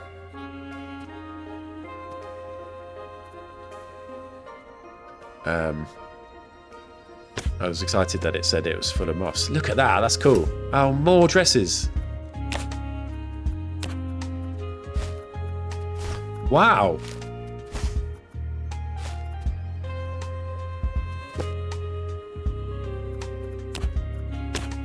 Okay, soccer ball. Let's say that's child related. Binoculars can go with a hiking rope. A bowl. King bowl can go with the goblet. Play-Doh. That's kid stuff. Jumping rope. Kid stuff. It's not going to fit. Fuck. But I can't move it once I put it down. I know, Lumpily. Or maybe we have a rope section. I can move it. Okay, let's tighten things up a bit. Sleeping bag. This is like an adventurer's area. Outdoor oil lamp. Yes. Another one. Another one. Racquetball. Sports. Outdoor and sports. A camper cooker.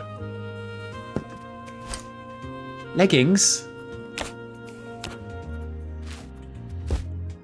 Another football. Another outdoor oil lamp. Rollerblades. Let's put them here. Outdoor activities. Never Marry Biscuit sold rollerblades. Old Play-Doh's not good, is it, actually? Yeah. You'd want it to be sealed.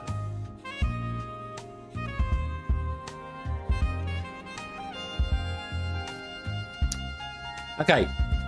I'm about to open. 10 of you can come and visit. I know you're excited, and I'm thinking I kind of want to say try and space out your visits, but of course you're all just going to press visit soon, aren't you? And I would as well. So do what you like. No, do what you like. Do what you like. Here we go. Octorob. Lumperly. Emily. Rewild. Sheila. Sheila straight... Oh, no. Thinking about... Oh, Sheila's bought something from the kids' table. Octorob. Everybody's loving the kids' table. Oh, no, what? Lumperly, what did you buy? I don't like the way it puts the name backwards when they come. Octorob, what are you buying? The binoculars and a dress. That's funny for some reason. Oh my god, the litter. Well, don't worry about that. See Emily play. I love your look. What have you bought? A bow tie to complete the look.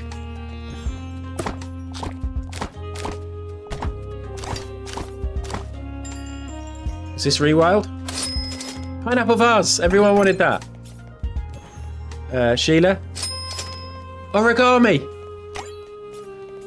I'm having to read these backwards. Who's this? D-R-A-C-E. Or B. Brace. Base and brace. A book. Mac. A gas lamp. Somebody random. A dress. Tarantula Lansbury. A dress. And some shoes. Pete. A book. Pete loves books, everyone. A random stranger. Gas lamp. Oh, it's a good day. It's not backwards for you. It's backwards when you get to the till, belligerent. Did you see? It flips when you get to the till.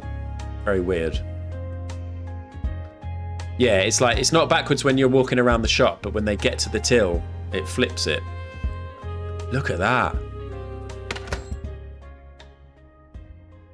15 items sold. Oh, sad to see the pineapple lamp gone. Now, what would be bad with, like, saying we could just have, like, 20 visitors? There'd be nothing bad about that, would there? And then max chat boxes per day. I think 5 is good because it's... Oh, yeah, 5 is the most you can do. Okay. Done. Alright, well, first things first, let's get some of these dresses in the rack, because we only sell dresses. Or maybe we get another rack now. That would make sense, wouldn't it? Yeah. Another clothes rack. Immediately put that out. How do I do that? It's here. And then we get dress, but then up here you get a fantastic fleece, a lovely t-shirt, and some delightful leggings. This is great. This is really great. Let's get some boxes. Let's see what you lot are offering. Belligerent with the vintage stuff. Oh. Do you know, if I was running a thrift shop, obviously I'd probably take whatever, but I probably want to stay away from the vintage stuff. I sometimes get a bit creeped out, but like, especially vintage clothes. I know buying vintage and recycling clothes is the way. Like, everybody should be doing that, but especially if it's like old people's clothes. So thank you, Belligerent, but no thank you. Tarantula Lansbury sent me witchy stuff. Pretty cool. VT with the witchy stuff too. Oh, joss sticks or incense, whatever that is. Dirty Fisherman sent me trousers. Wouldn't mind some shorts and trousers. Tempted. Mary Biscuits has gone for a grey box. What does that even mean? I mean, these are cool. It's like gaming stuff. We're definitely buying that. Sasha's gone for romantic. Please, Sasha. Stop it. Tiago's gone electronic and queer. Electronic and queer. Was free stuff as well. And then I did quite like all the trousers from Fish.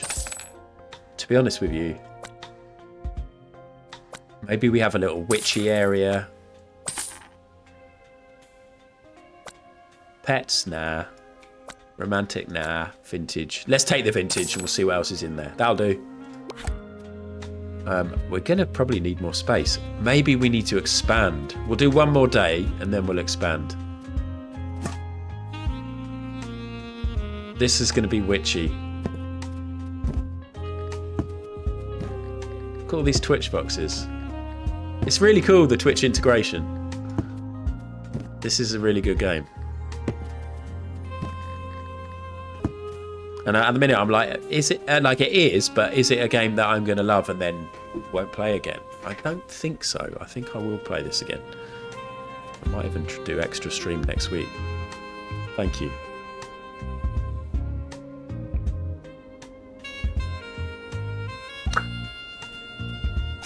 PT, Lumpley, you're trash. Round Sailor Soon Wand.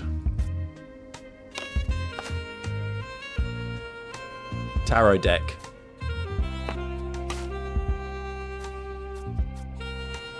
Well, that one's broken, is it? Woody Wand. Ripped jeans. Now we're getting into Fish's box of trousers. We might need another rack for just for trousers. I'm not even kidding.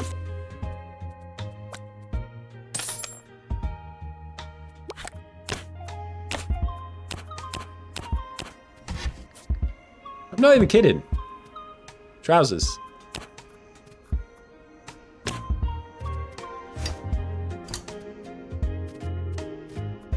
What have we got in the inventory? Trousers. I'm not even kidding. Leggings. Tropical shorts. Jean shorts. Oh, Fish. Surely you're not giving these away.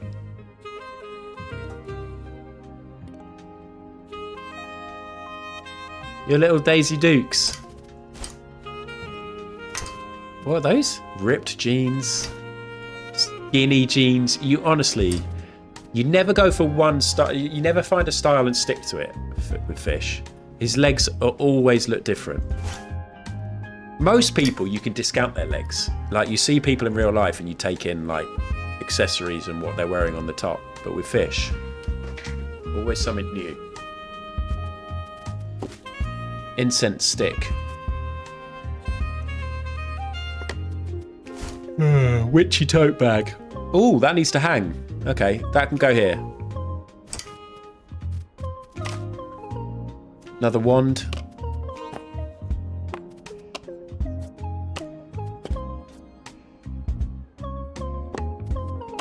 Oh my god, I love organising.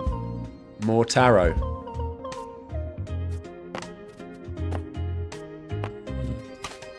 Another wand. Another wand.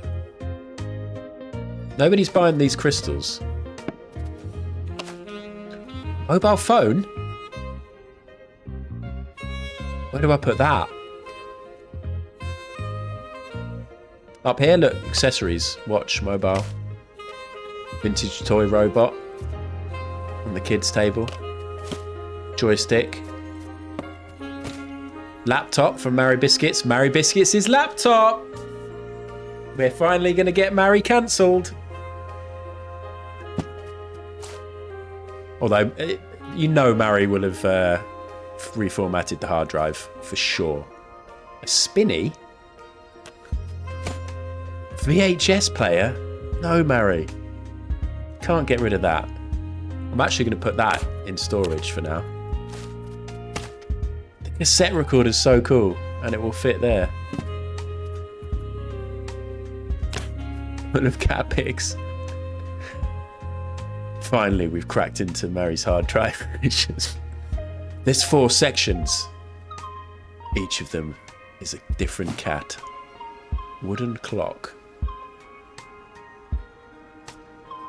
It's not very outdoor camping, but let's just shove some stuff up here to get rid of. Mary Jane's shoes. This is the vintage top. Digital camera. Up here with the accessories. Small clock. Drill. Polly Parton t-shirt. We've got a cassette recorder out. Another t-shirt. Can we fit that on there? Toaster? Look at the multicoloured toaster. I want that in real life. Proton Saber. That's a toy. And it fits. Fairy lights. Maybe that goes with the outdoor stuff. And the clocks. Walkman. I love this. The retro console. Another watch. Another cassette recorder. Another Walkman. And a big old lamp. Put that there. Okay, let's move that there. That there. Because this is the out and about area. Let's get a Walkman.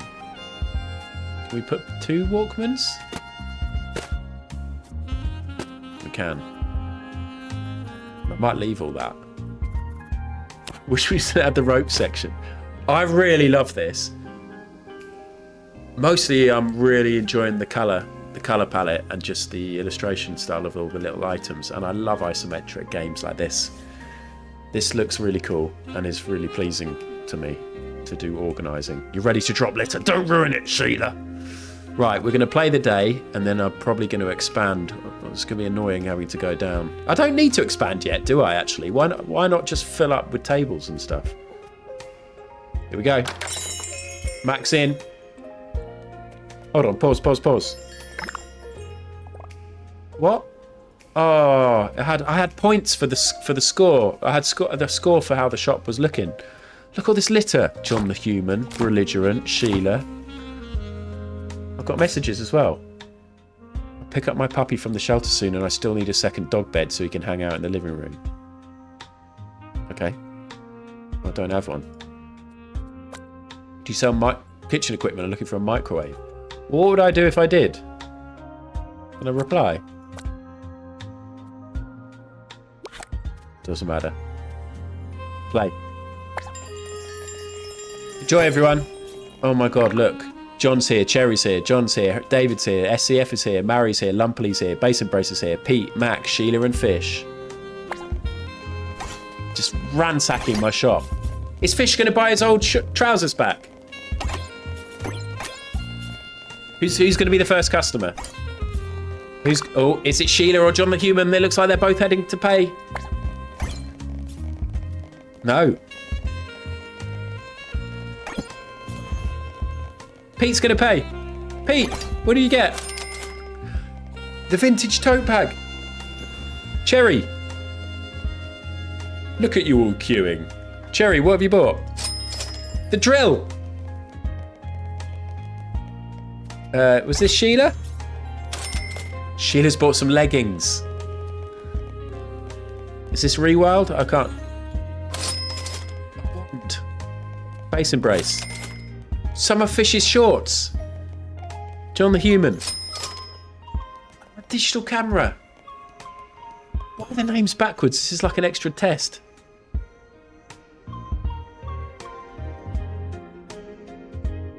M-A-N? Nerman? It's not human. Fisherman. Okay. Fish, I should just get to recognise you. This is why you got rid of all your trousers, because you only wear dresses now. And skirts. And we all respect it. You bought a bamboo and some of your old trousers back. You bought some of your old trousers back. David? You bought some of his shorts. Lumpily. Gas lamp. Mary Biscuits. A lovely yellow dress. John. The robot. John, I'd love it if you bought one of the footballs. Yeah, another Luna. Luna. What have you bought? Let's clear up the rubbish. Keep you waiting. Sheila. Belligerent. David. Stop it. VT. Mary. Emily. Sheila. And Mary. Luna, what have you bought? I hope this is the most Luna item ever. Oh, it's a dress. It's a nice dress. In the day. 15 items sold. Made $217. Or pounds. Or whatever it is. Let's continue. Here you go. Here are the categories for boxes, by the way. If anybody wants to get me a box. Only 5 boxes per day. The grey box was really good. But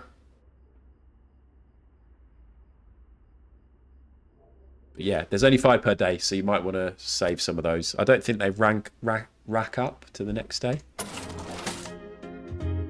Okay, first of all, let's think of some furniture. Let's buy another rack and see...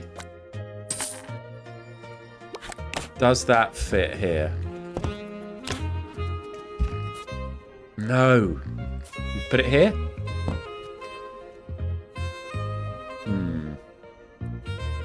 Maybe we buy the downstairs and we make it exclusively clothes.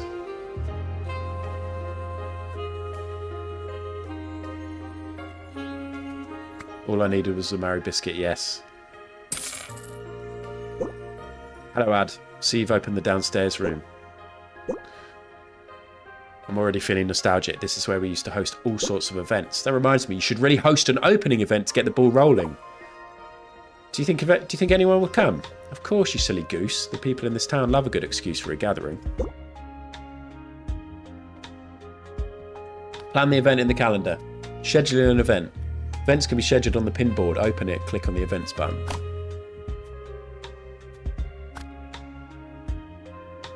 Schedule the event. Schedule it for tomorrow.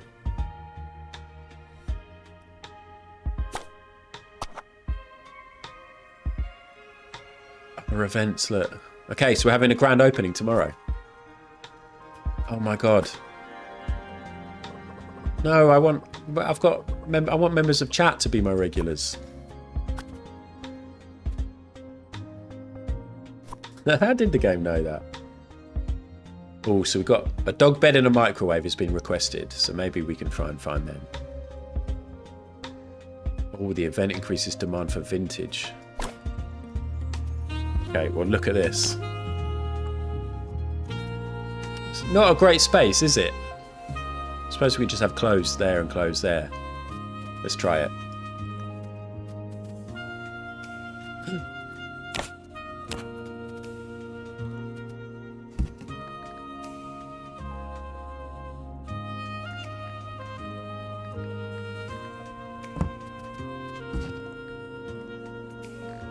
Trying to work out.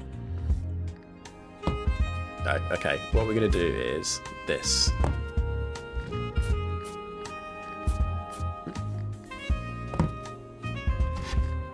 All down this bit. Is that good?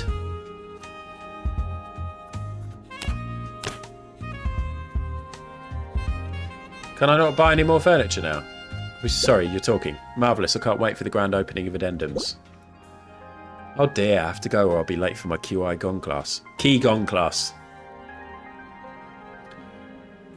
Wouldn't want to miss your first big event. Toodaloo. Okay, let's buy some more racks of clothing rails. I'm buying 2. Oh shit, I actually don't have that much money. And I've got to try and buy boxes of stuff. It's alright. Should we go up this side as well?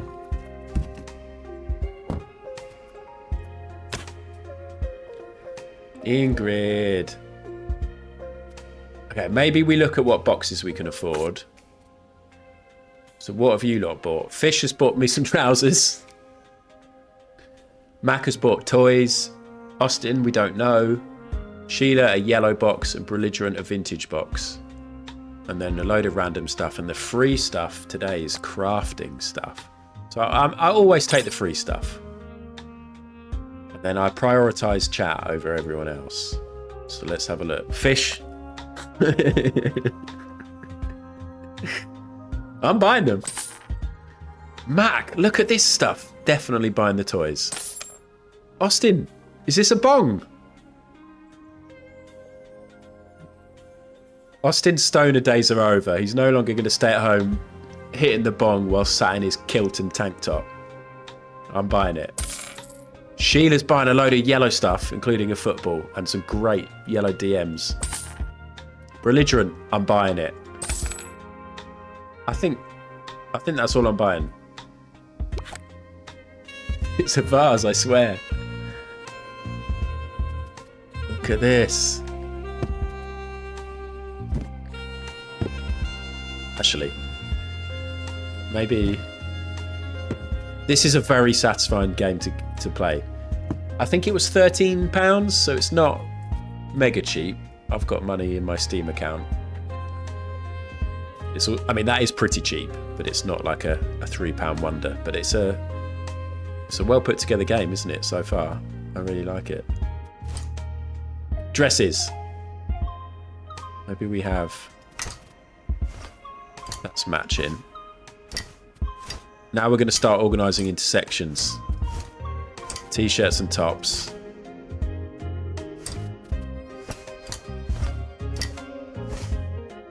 Oh my god, the organisation. Should we organise... Should we put them in colour order? Or do you think just random? I'm kind of tempted to do colour, but it's a bit stupid, really.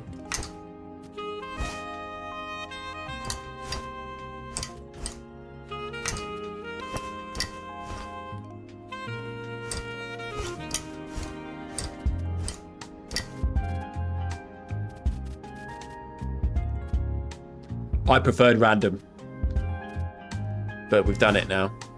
Right, also let's bring that box down here. Oh great, I thought it just had clothes in. It's going on the clock shelf. Short candlestick.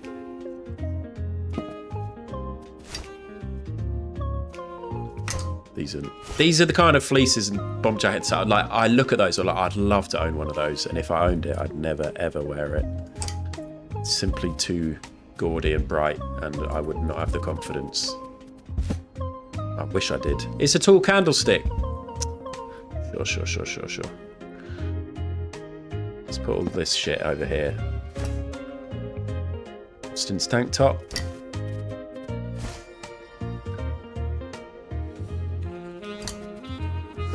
Hold on, bear in mind we do have a whole box of fresh new trousers from Fish coming. Let's put t-shirts here.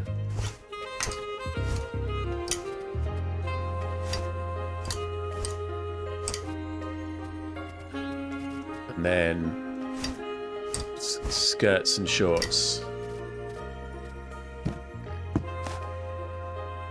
Rubik's Cube, kids table. Monchichu.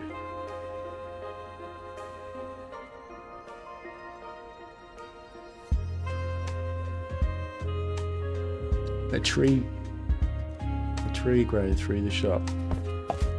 Round jelly candle. Okay. Crafting. What have I just picked up? Screwdriver.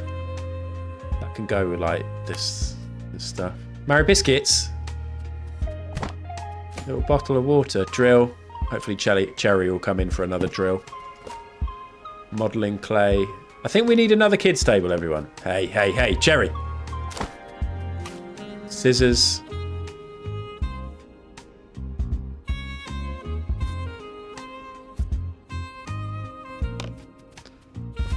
Ball of wool.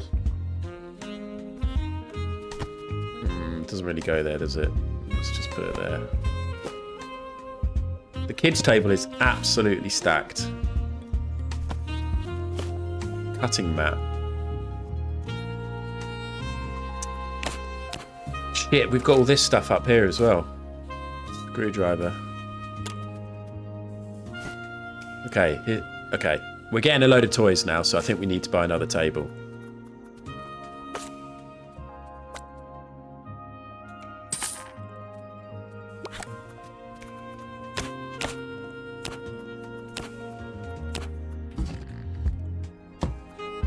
Yes!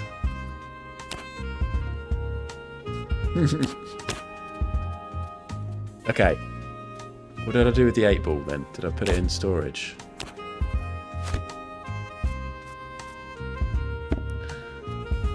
Okay. Magic 8-ball. Console. This is like old tech. Kids radio. Yo-yo. Toy truck. Racquetball. I'm going to put that over there with the outdoor stuff. Oh, I can't. Maybe I'll move the roller skates over here. Basically, I'm saying that if you're an adult, you can't roller skate, which is not true. Okay, fish. Let's look at Fish's next selection of trousers. Ooh, lovely pair of shorts.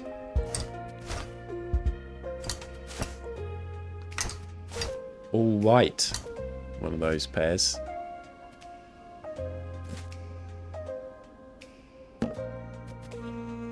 Who's trashing? I think we've had the max amount of trash.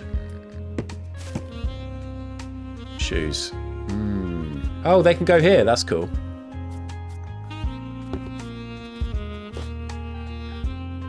Football. Let's put the footballs down here. This is the yellow box from Sheila.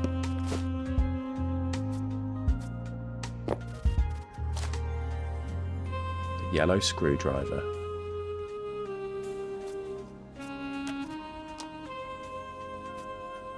That's fine. Okay.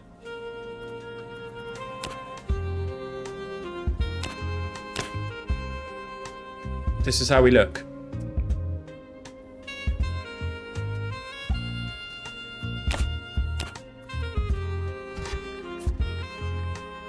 Change this layout a bit.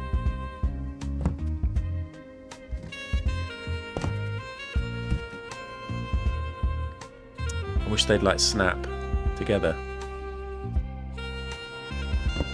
Little kids area. Kids corner. We're open. Okay, so look. Clothing level 4. Decoration level 3. Okay. There's fish. Max going downstairs to check out the trousers, no doubt. Lumpley's going downstairs. We've got John the Human, Tarantula. Frog Zoe, first visit. Is it Zoe? Well, this is Fish's trousers section. John from PFD's checking out the trousers. Steph Makes Stuff's here. Yay, buying toys. BT is trash.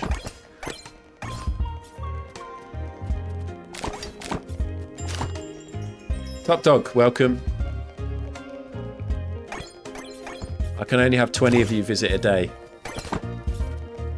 Right. We sold a yellow dress and a fleece, or a thingy. Lumpley, what are you buying? Some trousers and some sort of stone. Random person, the tank top. John from PFD. T-shirt, leggings, toy. Mary Biscuits. Yo-yo, plant.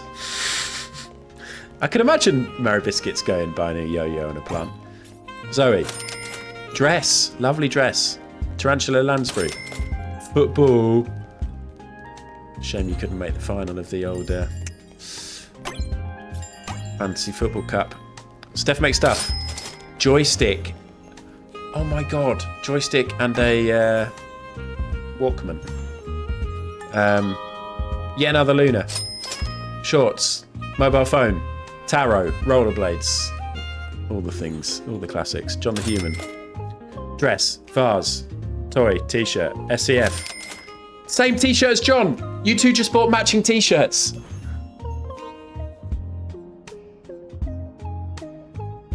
Very happy that you two just bought matching t-shirts. Macaroni Prince, what have you bought? Oh, look how many of the dresses have gone. Dress, rope, wand. That's actually your, what, 3 words? Base and brace. Scissors. Bit worrying, base and brace. Who goes into a charity shop and just buys scissors?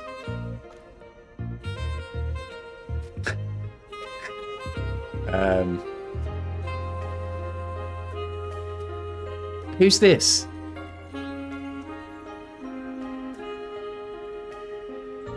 Why can't I ever read any of the names?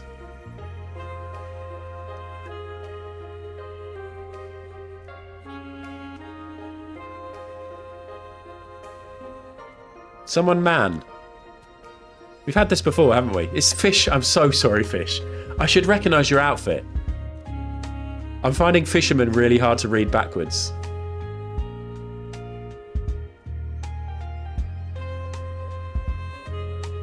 It's clearly Fish. Have you bought any of your trousers back?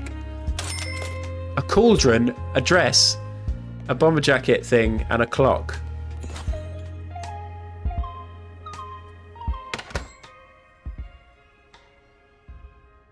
Oof.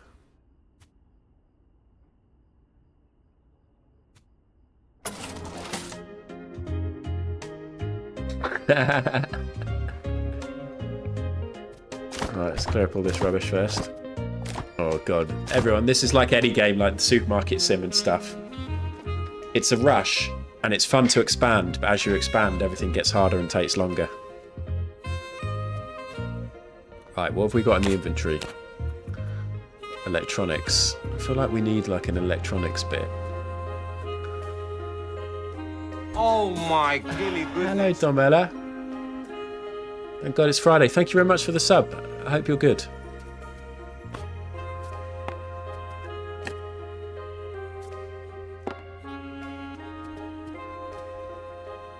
Maybe we put the witchy stuff all down here. That's not going to be enough space, is there? What's this? A bowl. Let's...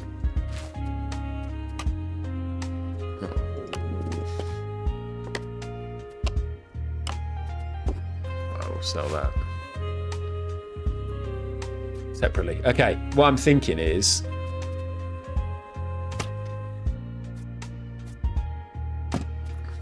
we sell all the cassette recorders here. Feels like they're probably worth a lot of money. 18.8 for the toaster. Okay, let's put the VHS player up here.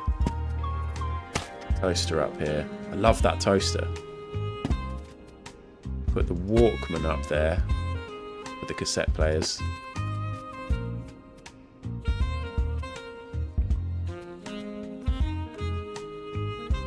Console? No. I'm having second thoughts about some of this placement. Let's put this stuff down here.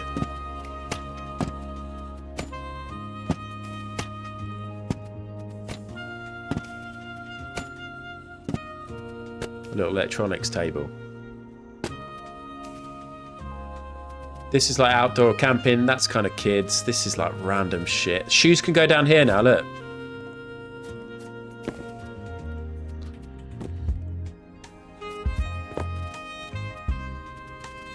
Wool. What should go with clocks, shouldn't it? If you think about it.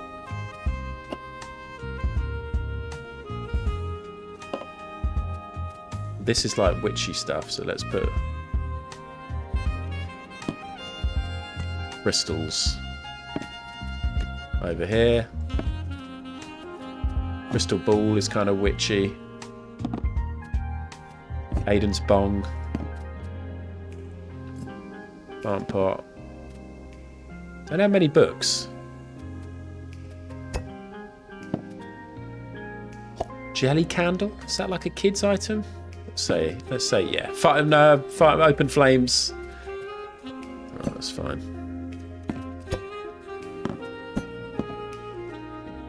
Okay. Y2K trousers. All right, let's buy some boxes. I've had this laying around in the attic for at least a decade. Look at Archie. Load of cooking stuff. Any more requests? Microwave and the dog bed. So maybe I should try and fill a request. Maybe there'll be a microwave in this. Anyway, let's see. Lumpley's offered up crafting stuff. More scissors and a saw. That could be handy. John the Human's gone for ceramic jacket. Ceramics and jackets. Oh, there's only 2 Twitch boxes today. Pets. I reckon I've got to buy the pet stuff so I can get the bed. And then I... Hi there, thanks for taking these things. No problem, everyone loves dogs, right? They will be easy enough to sell. Good to hear, my dog is a mutt. She has grown a bit bigger than I thought, so the bed is just too small. Did you get it from the shelter? No, she's a rescue from Greece. Is this Les Dennis? I've had lots of rescues over the years. They're just the best dogs. Maybe, Rob, yeah. Anyway, it's good to know there's a place where these things can be put to use. For sure. See you soon. Household, cooking. Let's get Lumpley's crafting stuff. Let's get John's ceramic jacket stuff. Vintage and pets. I think we do need to restock the clothing, so let's get clothing. I do love electronics. 97 for a load of skirts. Charlie household stuff is free. Let's get the free household stuff. I mean, to be honest, we could go large. Yeah, you can get boxes and you can be customers.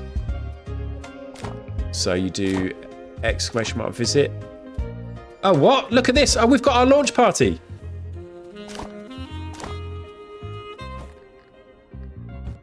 What is this?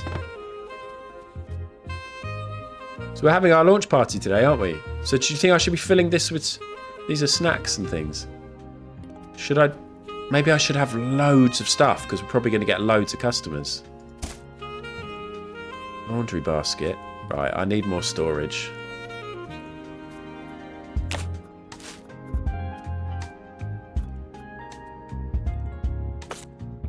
Right, what other operations do we have? This is just decoration.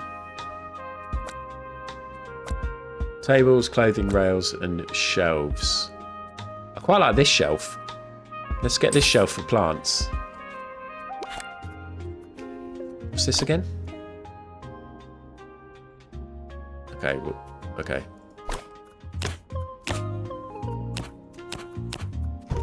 Can we put plants on this? Maybe in the corner. I don't like how I can't have it properly in the corner. Is this a lift? Let's put this here. And can we put plants on there? Oops. Yeah. What about clocks? Oh, it's not a clock. Lamps. Bit dangerous. Okay, we'll buy some more plants in a bit. But we're also going to buy some more shelves. Maybe some shelves for downstairs. Oh my god, it's 4 o'clock! Mary, thank you so much for saying that. I don't want to stop! Oh my god, I need to go. Thank you, Mary. Oh, I want to keep going. I want to do my launch party. I've literally got to be at training in half an hour. I've got to go and pick up Alex. And then we've got to go away and drive to the Midlands. We're helping Hannah's mum pack up her house because she's selling it and moving in with her sister. Yeah, oh, it's half term next week.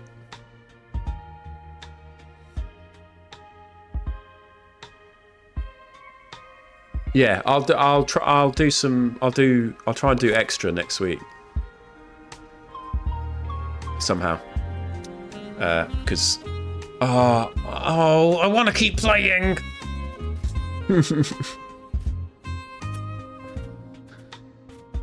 Is it going to save?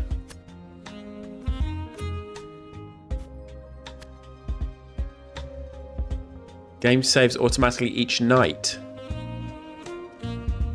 So is it not saved? Doesn't matter. Doesn't matter if it means I just haven't bought those boxes. Yeah, that was really good. Oh shit! Thank you so much for pointing out the time. Wow! Imagine if I'd just kept going.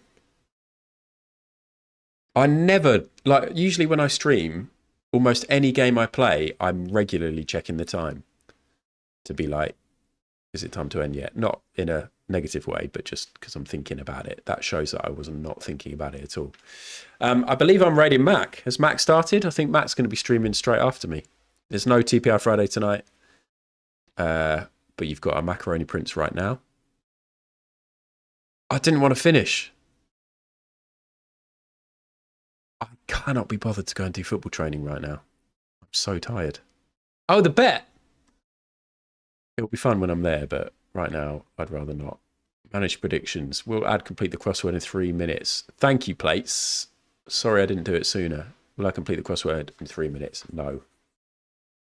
Okay, I'm going to raid Max straight away because I've got to go. But thank you. I've really enjoyed that stream, and the game was really good, and it was lovely to chat about all sorts of cool stuff. So thank you for your company and everything. Yeah, love that game. We're going to play that more next week. I just want to organise more stuff on shelves. It's just like unpacking. Really satisfying. Slightly a rip-off of unpacking, actually, like the isometric, like getting stuff out of boxes and putting it on shelves. But anyway, thank you. Have a great weekend, everybody, and I'll see you early next week. Bye.